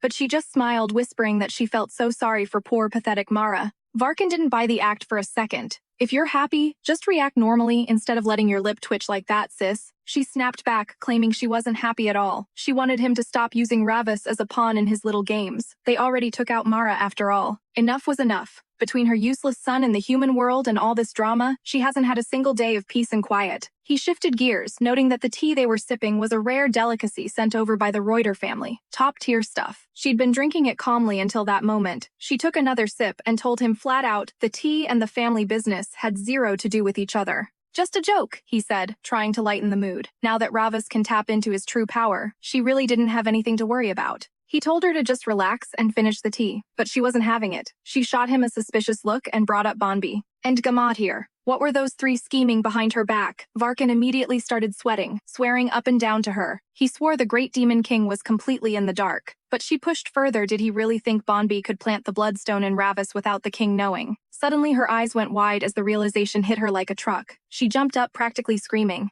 Are you seriously using my son as bait to catch Morgath? He just gave a happy nod and she immediately pounced, trying to strangle the life out of him. She was screaming that she'd kill him while he was just coughing and gasping that Ravus wanted times to catch the guy himself. Could an uncle really ignore his nephew's wishes? She literally bit him, snarling that she should have finished him off 1,000 years ago. He was shrieking in pain, but meanwhile, Bonby was just vibing, calmly sipping his tea, like there wasn't a domestic war happening next to him. He glanced at them and thought that these two must have been mortal enemies in a past life who wished for each other's deaths. He set his cup down, his mind shifting to the real threat, Morgath, the one who literally commands death itself. The god of destruction, who wants to turn every living thing into a whole lot of nothing. When the wind of death blows through the heavens, the demon world and the human world are going to go out like candles, one after another. He's a cold, calculating strategist who wants to devour everything, rebuilding the demon world wherever he's hiding right now. But hey, let him wait a bit longer. Ravus is already on the move. By this time, Ravus had already brought Mina back and tucked her into bed. He watched her for a moment before mentally talking to Mino. He told him the debt for using his body was officially paid in full. But suddenly, bam, the bedroom door slammed open. Taesik came charging in, yelling that she should be at the training center. What the hell is she doing just lying around here? Juhi rushed over to her, worried sick, and asked her son what happened. Our main character lied through his teeth, saying she got hurt during a rehearsal. Taesik exploded in rage. How could they let a future superstar get hurt? He pointed a finger, asking if this was their plan to frame him. Juhi was floored. How can you even say something so insane? But he shot back, saying they were both against Mina becoming an idol from the start. Every time Mina trended online, people couldn't stop praising her. Was he doing this because he was just sick of seeing her succeed? He turned to his secretary and barked an order to grab a phone and take a picture of her right now. He was already planning to blame it on a stalker for sympathy and attention. Ravis just looked at this guy with pure, unadulterated disgust. He honestly thought this idiot had finally lost his damn mind. He was about to give him a piece of his mind. But Juhi beat him to the punch. She started screaming at him to stop, asking if he could even see what was happening to the child right in front of him. He shot her a look of pure venom. She admitted she once actually believed he'd be a decent father. But the second her dad died, he snatched her inheritance and milked her family's name for everything it was worth. His election campaign was still starving for more, so now he's exploiting Minna. Juhi, she's finally had enough. He barked back, mocking her for running off with some poor idiot and having kids before he saved her. Does she seriously forget her own father begging him to take them in, promising him eternal gratitude for the favor? According to him, she's just as delusional as her ex. To this guy, they're nothing but ungrateful, spoiled brats. Watching this, the main character felt like every word from the guy's mouth was toxic sludge. Is he even human? His patience was redlining. Too bad murder is illegal, but, honestly, a few shattered bones are looking real tempting. Then out of nowhere, Juhi snapped. She called him total scum and told him to shut it. Even Ravi was shocked. Taesik went ballistic, screaming in her face, but she didn't flinch. She'd only endured his garbage for the children's sake. She refused to let them be traumatized again. There was no way they were losing a father figure a second time. A hypocrite like him, running for mayor jokes. He hissed through gritted teeth that the woman had finally lost it. She declared her puppet days officially over. From now on, she'll be the one with a grip on his throat. Our hero finally cooled off. He'd seen her as weak, but right now she's giving off major mom energy. Taesik was absolutely fuming, but his hands were tied. All he could do was stand there and scream like a child. Meanwhile, at Fort Valkyrie in the Middle East, a demon just wiped out every single soul on that base, leaving only one survivor. The demon poked at the control panel. Too many buttons, he grumbled. Where do I press? The soldier, his voice trembling. Total carnage was just a click away. Thousands of lives, gone in a flash. But Morgath didn't flinch. His hand just lingered over that glowing red button. He paused for a heartbeat, then slammed it down. He looked up, cold as ice, and asked, I mean, isn't this literally what these things were? Boom! Red lights flooded the room instantly. The siren screamed, attention, missile strike protocol initiated. No going back now. The soldier absolutely lost it, panicking. What the hell are you doing? Who even are you? The response? Chilling. I'm the devil. The guy just stood there, paralyzed by shock. But then Morgath turned to him with a terrifyingly calm look and said he'd actually let him live. Go tell your people, Morgath sent his regards. Meanwhile, that missile was already tearing through the clouds, heading straight for the Middle East. Down below, a mother froze in terror at the glowing speck in the sky. But her kid? He just pointed and laughed, thinking it was a beautiful shooting star. Then whiteout. A massive explosion ripped through everything, taking countless lives in a second. Back at the facility, Morgath just watched. Seeing the absolute destruction on the screen, the soldier cursed under his breath. Morgath didn't care. He just ordered his servant Shuya to go fetch him. Shuya vanished in a literal blink. Morgath sighed, wondering why humans waste so much cash making such beautiful chaos, only to bury it later? Such a pity. Honestly, tracking that fragment was too easy. One finger was all it took for him to find it. Next morning, the tea was piping hot. Ravis catches up with Xion and drops the bomb. Juhi is finally filing for divorce. But here's the problem. If she ditches John Taesik now, she won't be able to pay back a single cent of the family's fortune. And that is a hard no. Look, living large in the human world isn't cheap. They need that bag to stay comfortable. Honestly, Ravis wanted to delete this idiot on the spot. But rules are rules. He looked at Xion. Fix it. Figure out a way to get our money back. Xion looked at him, totally stunned. How am I supposed to do that? Ravis didn't even blink. Because you're the smartest guy I know. Xion shot back. Dude, you only know, like, 5 people, including your family. Ravis just smirked. Don't sell yourself short. Then, Ravis mentions the app he built to track. That thing. Xion's jaw hit the floor. Are you insane? Shut up right now. You can't talk about that stuff in public. Ravis just swatted his hand away like a fly. Watch it. How dare you even touch me? Also, how much longer do we have to choke on this trash coffee? We're leaving. But first, we need to deal with that girl. He glanced over at a pink bear mascot loitering near the cafe. Beltia, quit playing dress up and get back to the demon realm. She played it off like she didn't hear a word, sprinting away to hand out flyers. Shion sighed. Yeah, she's definitely ghosting you. She never talks to me face to face, Ravis muttered. Then he asked, wait, she's supposed to be some legendary genius blacksmith, right? So what's the connection? Well, before she was even born, the great demon king gifted her father a primordial flame. Beltia was literally born in a forge. Before she could even open her eyes, she was tossed straight into the furnace. Her father just watched, hands held high. Burn, he commanded. Accept the flames bestowed by the great king. It was her destiny.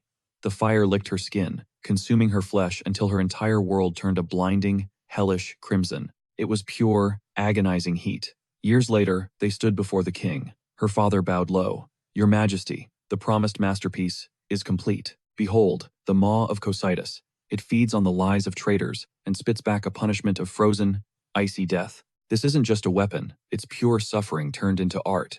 The crowning achievement of the genius Martano bloodline, the king chuckled. Turns out, the youngest daughter wasn't just bragging after all. Even if she claimed to protect the whole realm, looking at this, I'd believe her. She's definitely earned that pride. The maw of Cocytus? It's legendary. It's going straight into the history books of the demon realm forever. Her talent is unparalleled, the king mused. Then, out of nowhere, he let out a long, heavy sigh. I'm jealous, honestly. You get a genius like Beltia, while my son? He's just one massive, constant headache. The count panicked, feeling the weight of those words. But Gamadiel just waved it off. Relax, just an old man grumbling. He accepted the gift with a grin. From that moment on, the entire future of the demon world was officially in their hands. The Martano family were now the undisputed masters of weaponry. And with that, they made their exit. The count was beaming at his daughter. Did you hear that? The king himself loved it. You're our greatest masterpiece, Beltia. Suddenly, Ravis's annoyed voice echoed from up ahead. Mom, let go. Get off me. She wasn't having any of it. I told you to work on your self-control. If the next demon king only knows how to turn the world into a sea of blood, then what? You gonna kill every demon in the kingdom? A real king needs to show a little generosity. Ravis scoffed. Mercy? Generosity? That stuff is an insult to the honor of the great demon king. A true king should know no mercy. Inez just squeezed him even tighter, losing her patience completely. Maybe I should just hand you over to your merciless uncle. See if you like no mercy then. Ravis just growled, totally annoyed. Ravis once mentioned how much he loathed Uncle Varkon, and that was the very first time Beltia laid eyes on the prince. Fast forward a few years, and her father started calling her his absolute masterpiece. Those dancing flames sparked her obsession with alchemy. She spent 3 entire centuries trapped inside a forge, molding raw fire and hammering out legendary weapons. She lost herself in every dark corner of transmutation. One day, her maid Cori started venting, saying it was totally unfair that their friend had hogged 3 of those rare demon fruits. Since the count had gifted the treats, he punished Cori by sending her to scrub the stables. The poor girl kept yelling back that it was an accident, she didn't do it on purpose. Beltia secretly thought stable duty was a blessing.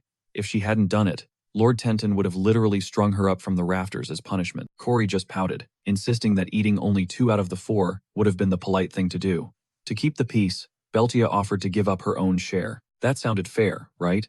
But Cori was still salty, complaining that yesterday's food didn't count, and she hadn't had a single bite to eat all day today. She asked if she could have some for Juan too, and Beltia just nodded. Next thing she knew, Juan was squeezing her in a massive hug, wondering why she was so kind. See, the count never let this sweet girl see the sun. Keeping her locked in a boiling forge for eternity was honestly just cold-blooded, but Beltia held onto a promise. Her father swore that as soon as he claimed the Black Throne, she would finally be allowed to walk out those doors. Cori was hyped, praying that glorious day would come sooner rather than later. Their first stop? The royal palace, for sure. Why? So, Beltia could finally meet Prince Ravis. Just hearing his name made her face light up with a massive, dreamy grin. For a girl trapped in a forge, those stories from the servants were her lifeblood. Their drama, their petty jealousy, and their friendships, that was her entire world. Romance novels were the only things that made her feel human, until the day the real suffering began. Born in heat and soot, she spent every waking second inside those walls like it was a high-end dungeon. As the years blurred together, as she mastered the darkest secrets of demon alchemy, her power hit a fever pitch. But then, she started losing her grip on all that raw magic. It happened while she was forging a new blade. The mana just snapped. She let out a gut-wrenching scream as her own flames began to devour her body. Her maids panicked and rushed toward her, but Beltia desperately waved them back, screaming at them to stay away. In the chaos, a massive wave of fire accidentally erupted from her hands. The screams that followed were bone-chilling as the inferno swallowed them whole. Nothing but charred bones remained. When Beltia saw the carnage she'd caused, she absolutely lost it.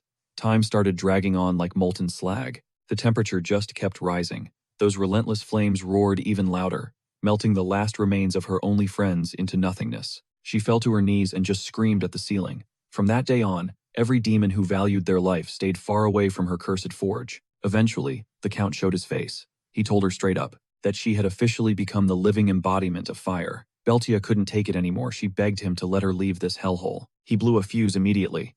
"What are you even saying?" he barked. "You are never leaving this place, under any circumstances." What if someone snatched her? The clan's future was on the line.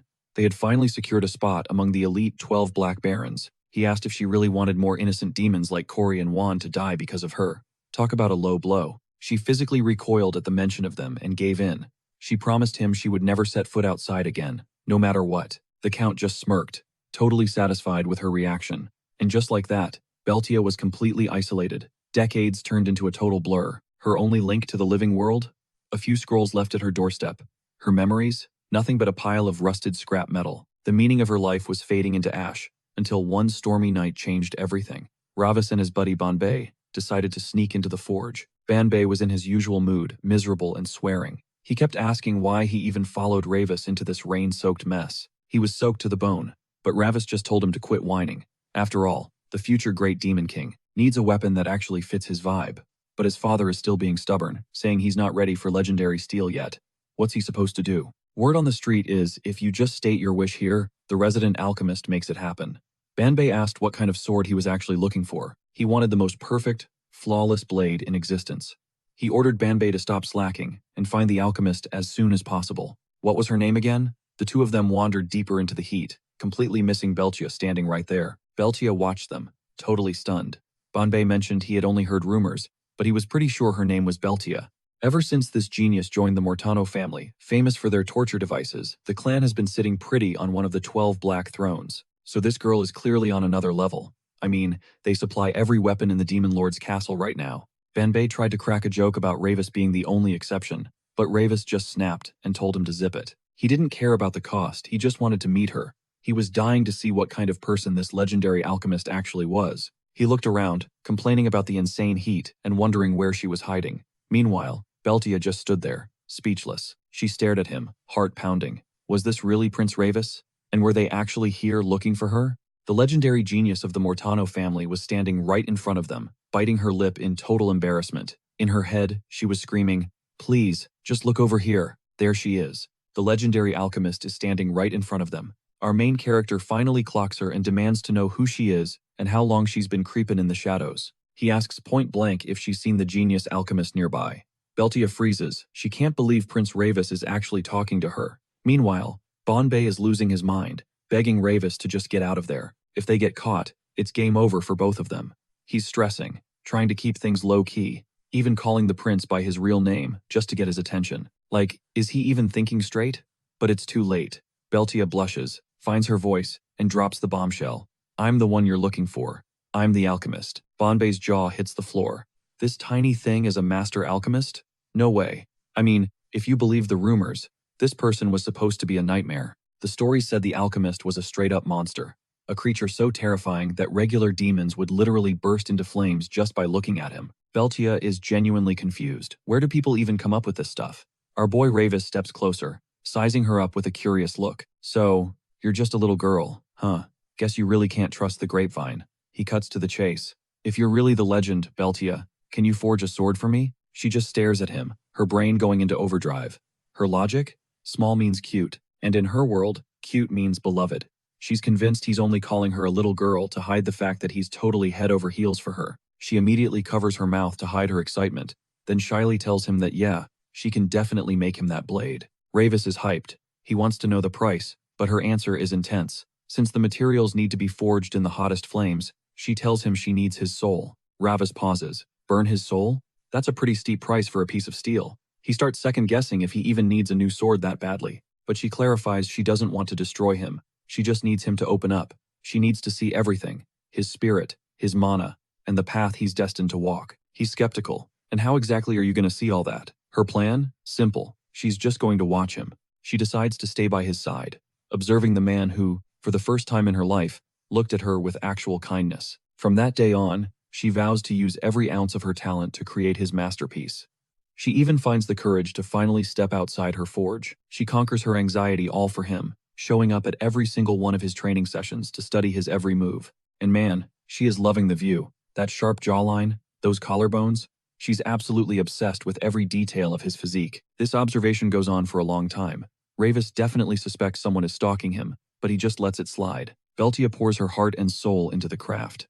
After what feels like forever, she finally hits the jackpot. The perfect weapon is born, Damrakal. It's a blade literally designed to fuse with Ravis's soul, a masterpiece built exclusively for him. But then, the social anxiety hits. The sword is done, but she has no clue how to actually give it to him. She's spiraling. What if he hates it? What if he thinks she's a freak? Suddenly, the silence is shattered. Bam! The forge door flies open. Our main character walks in, looking pretty annoyed, and demands his weapon. How much longer are you going to make me wait? Believe it or not, 100 years have already passed since they first met. She's shaking like a leaf. Her mind is racing. What if he thinks this is just a useless hunk of iron that can't even cut a monster's tongue? She's terrified he's going to snap. But then, Ravis takes a deep breath and calms down. He reaches out a hand. I'm heading out tomorrow to take down those Zygonon traitors, he says quietly. That's why I'm here. I need the sword today. Beltia is stunned. Did he just say he came to times ask times her? As in, a polite request? In her head, the prince is basically begging for her help. Realizing how much he needs her, she's absolutely glowing with joy. She grabs Damrakal off the table, shoves it into his hands, and immediately bolts to her hiding spot. Ravis is ecstatic. The wait is finally over. Meanwhile, Beltia is literally shivering under a table, praying for a good reaction. She did it. She actually gave it to him, but now he's silent. To her, silence means he hates it. She thinks she's finished. She's waiting for the lecture of a lifetime. But instead, he speaks up. This is insanely good. The balance is flawless, and the blade reacts to his magic like it's a part of his own body. Tomorrow, everyone dies, he mutters. He looks at her, impressed. What did you call this thing? Beltia peeks out, still a bit flustered. Damrakal, the Lord of the Bloody Dead. Ravis grins. That sounds epic. He waves goodbye, promising he'll never forget her help. He heads out, leaving her standing there in a daze. She repeats his words over and over. He'll never forget me. In her delusional little heart, that basically means he's promised to love only her forever. She's absolutely losing it with happiness. That's when she feels it. The realization of what it means to be born of fire and to burn with purpose. She wishes with everything she has that her flame-born life could belong only to him. She swears a silent oath. She will always watch over him, for all eternity. But she can never actually touch him. She doesn't want her flames to hurt him. She couldn't live with herself if he burned away. Shion finishes listening to the legend, finally understanding the history. Now the pieces are falling into place. Ravis just shrugs and admits that yeah, some parts of that story might be a little exaggerated. Let's be real, the truth hurts. He can't even look her in the eye because, honestly, just seeing Jaehee's face triggers his straight-up PTSD. On the flip side, Beltia is low-key loving being this close to Ravis. The only reason she's keeping it together is because she's hiding behind someone else's face. She's still drowning in shame, though. Meanwhile, Shion is totally over it. He tells his servant to quit stalling because he's got questions that need answers right now. He looks at Beltia, dead serious, and admits something's been bugging him. It seems like ever since he took that shot, things have been going sideways. His body reacted with this insane, almost manic level of hype, which is wild because that's just not who he is at all. Now, out of nowhere, his heart starts racing like a drum, his vision goes all blurry, and he's suddenly drenched in a cold sweat. He can barely breathe as this massive wave of anxiety hits him. Beltia's expression shifts instantly. I know exactly what's happening to you, she says. He looks up at her, totally shocked. Wait, is this it? He exclaims. Am I actually being corrupted by some dark magic power? She just blinks and tells him, dude, it's just a panic attack. He stares at her, completely stunned, wondering if she's actually trolling him. No cap. She's dead serious. Every single symptom matches a panic attack. Plus, he's clearly dealing with a split personality situation. He gets defensive immediately. Wait, shouldn't this be some epic side effect from syncing with demonic power? He argues. He thinks it's because his body is a match for those high-tier demon world weapons. But she just gives him the, are you for real? Look, it's a panic attack. Period. Go see a doctor, get some meds, and you'll be fine, she tells him flat out. That answer totally deflates him. Ravis can't help but throw shade, calling him the absolute master of low self-esteem. Is it really just a split personality? He mumbles that Ravis is being way too harsh. I mean, after all that, a guy can hope for a cooler explanation, right? Beltia drops some lore. Every soul in existence has its own unique vibe. Celestials, humans, demons, they all have different energy signatures. If the body goes, the soul goes with it. Boom. Gone. Xian's eyes widen. Wait, is that really all you see when you look at people? She confirms it. She sees the raw soul of whoever wants a weapon, and she knows exactly what kind of energy that soul is craving. Her job is to craft the perfect weapon to match, but she's only boosting the energy that's already there. She can't just rewrite a soul or make a new one from scratch. That's why reading the customer's true self is everything in her craft. It finally clicks for him. So, that rush I felt when I got the gun, that was just because it matched my other personality? Bingo. The energy from a hidden side of himself he didn't even know existed just surged right to the surface. She just built a gun that fit that secret side perfectly. He slumps his shoulders, totally crushed that he's got that kind of darkness hidden inside him. Xion points out she's being unusually chatty today, and honestly, it's kind of cute how fast she turns bright red. She panics, jams the bear head back on, and screams that she's done. The only reason she even lasted this long is because she isn't in her actual body right now. They've been hanging out way too long, and she's got to bounce. He grumbles, asking where she's going now. Fine, go back to the demon world, he says, acting like she was just annoying him anyway. She whips around, eyes wide. No way. You literally promised we'd be together forever, she shouts. She declares she's never leaving his side, then immediately realizes how cringe that sounded, screams in embarrassment, and bolts. Xion looks at Ravus, totally puzzled. Did I actually say that?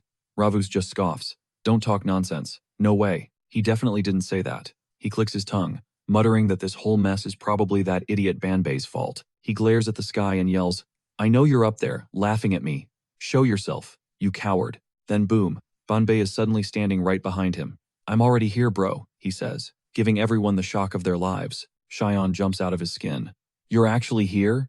Wait, did you get kicked out and condemned too? Banbei just laughs. Nah, I'm not a loser like you. I'm here as an official envoy. Then, he pulls Xion into a big hug. Good to see my fellow Four Eyes, he cheers. Brainy guys like us shouldn't be loners. We need to be around people. Xion gives a super awkward hello, mentioning he's heard of him. Banbei just grins.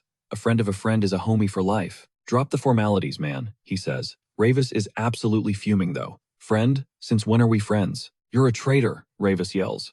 Banbei just sighs. Are you really this dense? Have you even stopped to think about why they actually sent you to the human world?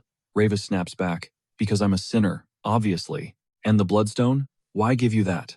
Banbei asks. Because they wanted to kiss up to the Demon King's son, Ravus retorts. Banbei asks if he ever uses his brain, but Ravus insists he's just stating facts. Banbei looks like he's aged 10 years in 10 seconds. Whatever. Banbei sighs, exhausted. If you want to stay stuck in your facts and rot away in that human body, be my guest. Ravus gets heated, demanding to know the real plan.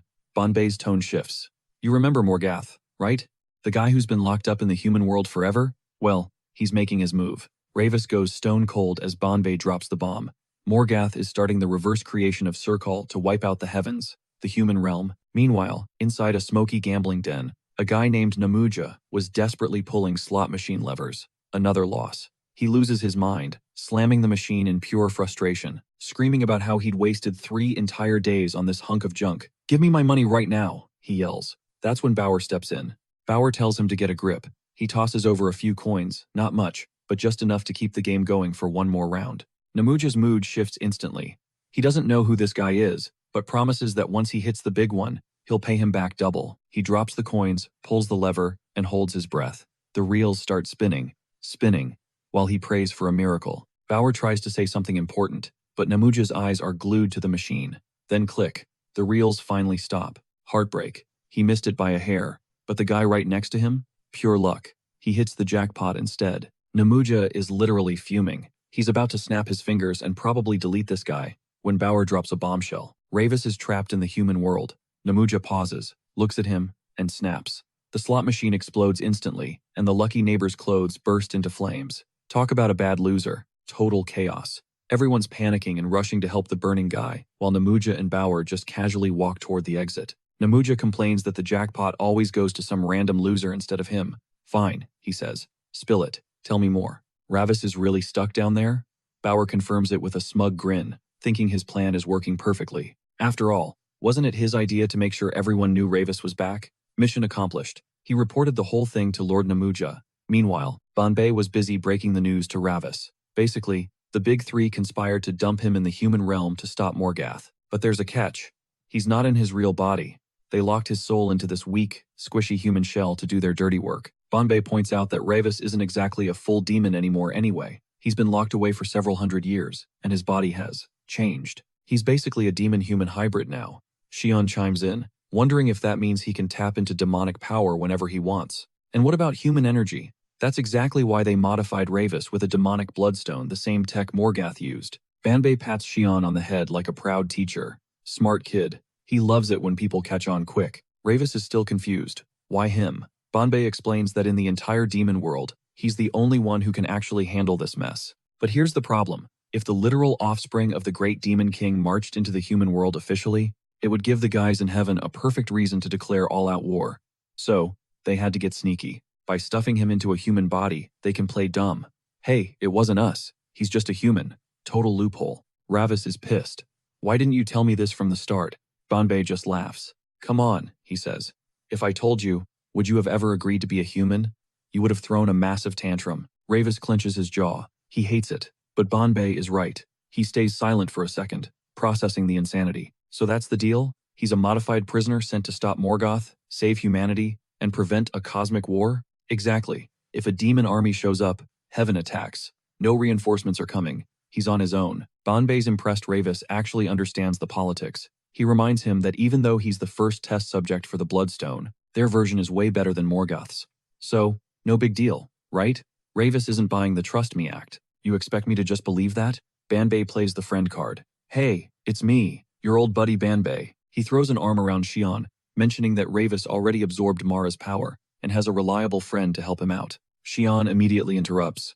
Wait, I never said I was helping. Awkward. Ravis starts spiraling. Did his father dump him? Did his uncle get bored? Is this a betrayal? Is Banbei trying to become the Demon King? He jumps up, losing his cool. This is insane. How am I supposed to take down Morgoth in this pathetic body? Banbei drops another name. He already sent reinforcements, Beltia. What's the matter? Can't do it? Are you scared?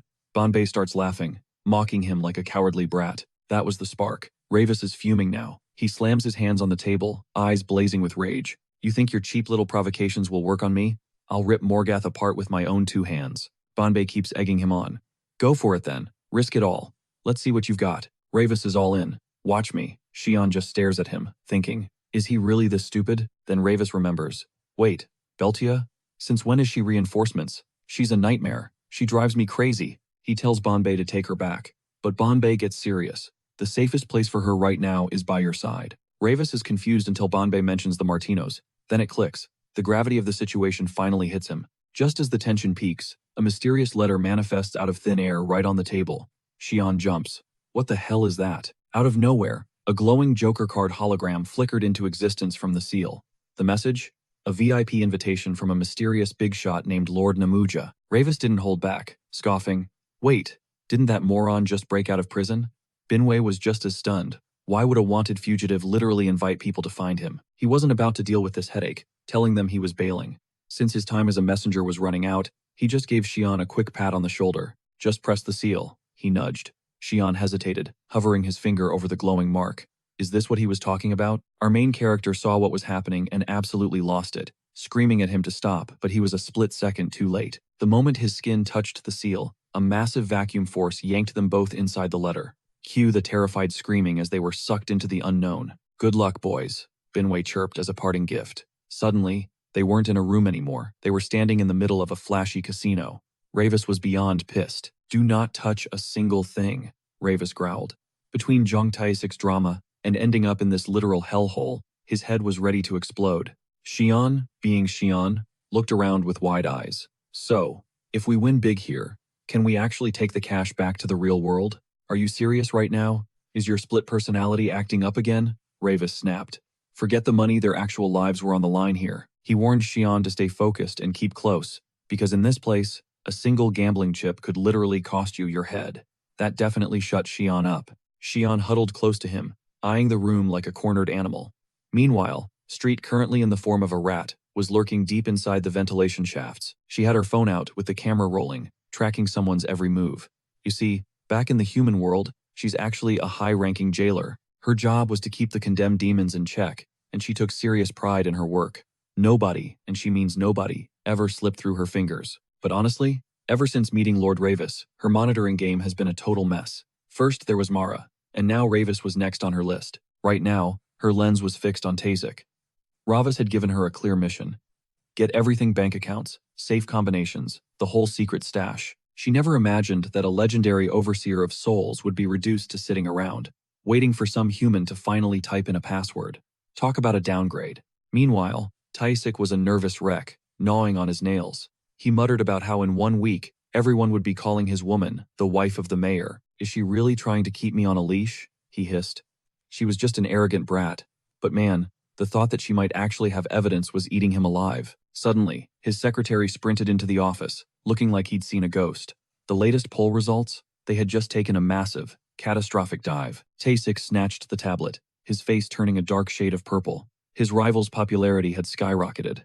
How is this even possible? He roared, cursing at the screen. Secretary Kim whispered that it looked like the fallout from that construction worker's accident at the Heyman site was finally hitting home. His ratings were cratering because of it. That idiot tripped and died on his own, Taisik screamed. He wasn't about to let some clumsy worker ruin his career. What does that have to do with me? He slammed the tablet onto the floor, shattering it into pieces. He kept yelling that everything was under control, but he looked unhinged. The secretary just stared at the floor, apologizing profusely. It turns out that because of Manhwa, the opposition was absolutely dominating the polls. Taisik narrowed his eyes, a twisted idea forming in his head. Why deal with them one by one when he could just wipe them all out at the same time? He dialed Director Hong, putting on his best fake cheerful voice. He brought up the massive project for the Incheon Station Transfer Hub. If Taisik failed to become mayor, Hong's company wouldn't stand a chance at taking over the project. He made it sound like Hong was the only man for the job. Hong asked what the catch was, and Taisik just laughed it off. Come on, we're partners. Who's keeping track of favors between friends? Well, maybe just one thing, Taisik added smoothly. I'm a few votes short, and I really need to make a big, emotional appeal to the public. A pity play. That was the angle. He successfully talked Hong into the scheme, and ended the call with a cold, mocking smirk. This lowlife has really climbed up in the world, Taisik muttered. Still, as a construction director, the guy knew exactly how to read between the lines. He turned back to the secretary, barking, "Where is Juhi right now?" The man replied that she'd gone to the hospital to check on Manhwa. A predatory grin spread across Taisik's face. Luck is on our side. Get their exact room number and send the coordinates to Director Hong immediately. I'll handle the rest. Back in the vents, Street was panicking. She'd heard the whole thing. Manhwa and her mother were about to walk straight into a deadly trap. She scrambled toward the vent exit, desperate to find Ravis and warn him. Meanwhile, over elsewhere, Beltia was finally done with her shift. She slumped onto a bench, peeling off her suit and panting from the heat. I'd literally rather be forging legendary weapons than doing this, she groaned. Suddenly, Binwei materialized right behind her. And what exactly are you doing here? He asked, making her jump out of her skin. After the initial shock, she grabbed him by the collar and started shaking him. You idiot! My nerves are already fried to a crisp, she screamed. Honestly, running into him was a miracle. Binwei just gave a playful smile. Why is everyone so high-strung the moment they step into the human world? She actually burst into tears of pure rage.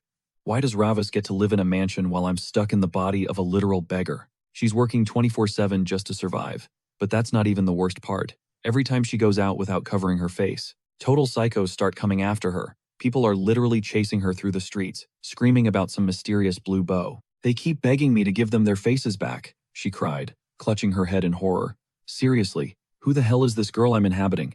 Binwei gave her a really awkward, uncomfortable smile. Well, about that. Right before she passed away, Juhi did mention something. All she wanted was a single bag of coins.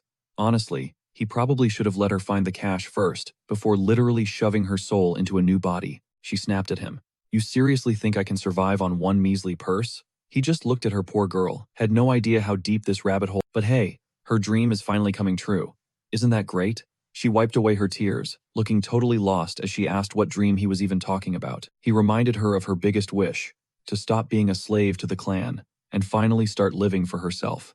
To be free, once and for all. She clutched her chest, letting that sink in. He told her that living here meant she only had to work when she actually felt like it. Total freedom to do whatever she wanted. She stayed quiet, but the second she caught sight of that stupid bear suit, her blood started boiling all over again. She lunged for his clothes, screaming that she'd barely been in this world for 5 minutes and already almost got boiled alive. She started shaking the life out of that bear while he stammered out a million apologies. He was in a massive rush at the time. Okay? He claimed it was the best move, and she'd realize that soon enough. "The hell I will," she yelled, slamming him straight into the dirt. He groaned as he struggled to stand, rubbing his bruised lower back. Beltia just stood there, lips trembling and fists clenched in pure rage. She finally found the courage to ask, what happened to her old body? Did they grind it into dust? Banbei got dead serious. Everything, he said. It was pulverized perfectly. Not even a single fingernail was left behind. He personally made sure of it. She shuddered, thinking it probably hurt like hell, honestly. Burning it would have been way more merciful. She was used to the pain by now, but Banbei just whispered her name sadly. Then bam! Street's panicked voice cut through the air from right behind them. Street came flying in, asking why he was there, and if Jaehi, well, Lady Beltia now was also around. Banbei played it cool, acting like they hadn't seen each other. She sprinted up to him and started shaking him like crazy, screaming about passwords, hidden cameras, and his mom dying. He tried to get her to chill and just explain things in order, but she was spiraling. "Everything is ruined," she cried. She was tailing him to snag the Zhang family's bank password. When she heard the news, Zhang Taesik is planning to run over Lord Ravus's mother with a car. She literally overheard him on the phone with some thug. Beltia frowned, totally confused. Why would a guy kill his own wife just to become mayor? I mean, what kind of logic is that? But Banbei's eyes lit up. He totally got it, and he was just as hyped as she was. Think about it. Killing his wife just to get the grieving husband's sympathy votes? Pure evil. Would you even believe he's actually a demon? Beltia was floored. How did he figure that out so fast? Street started scanning the area, sensing a hint of Lord Ravus's energy nearby, but he was nowhere to be found. They had to warn him now. That's when Banbei remembered that mysterious invitation they'd received. He started to explain, but honestly, there was zero time for a recap. He'd just have to handle this mess himself. "Where's his mom right now?" he barked. She said she was most likely somewhere near Lady Mina's hospital. "Then we move. Right now," he yelled. But just as they were about to leave, the man himself, Namuja, finally stepped out of the shadows. He let out a cold laugh, taunting Ravis about how long it had been. Imagine that the high and mighty prince of the demon world, now trapped in the human world, inside the body of some pathetic sinner. "I'm gonna love devouring you," he hissed. He couldn't believe how far the prince had fallen. A high school student? Seriously? Talk about a massive downgrade. Ravis didn't flinch. He told him that after being sent to prison, he should have learned his lesson and actually tried to be a better person. Instead, he broke out and started this absolute disaster. Meanwhile, Bauer was peeking out from his hiding place, sweating bullets. He warned Lord Namuja that this human could still tap into his powers, so he'd better watch his back. Ravis gave him a look of pure disgust, but the villain just laughed.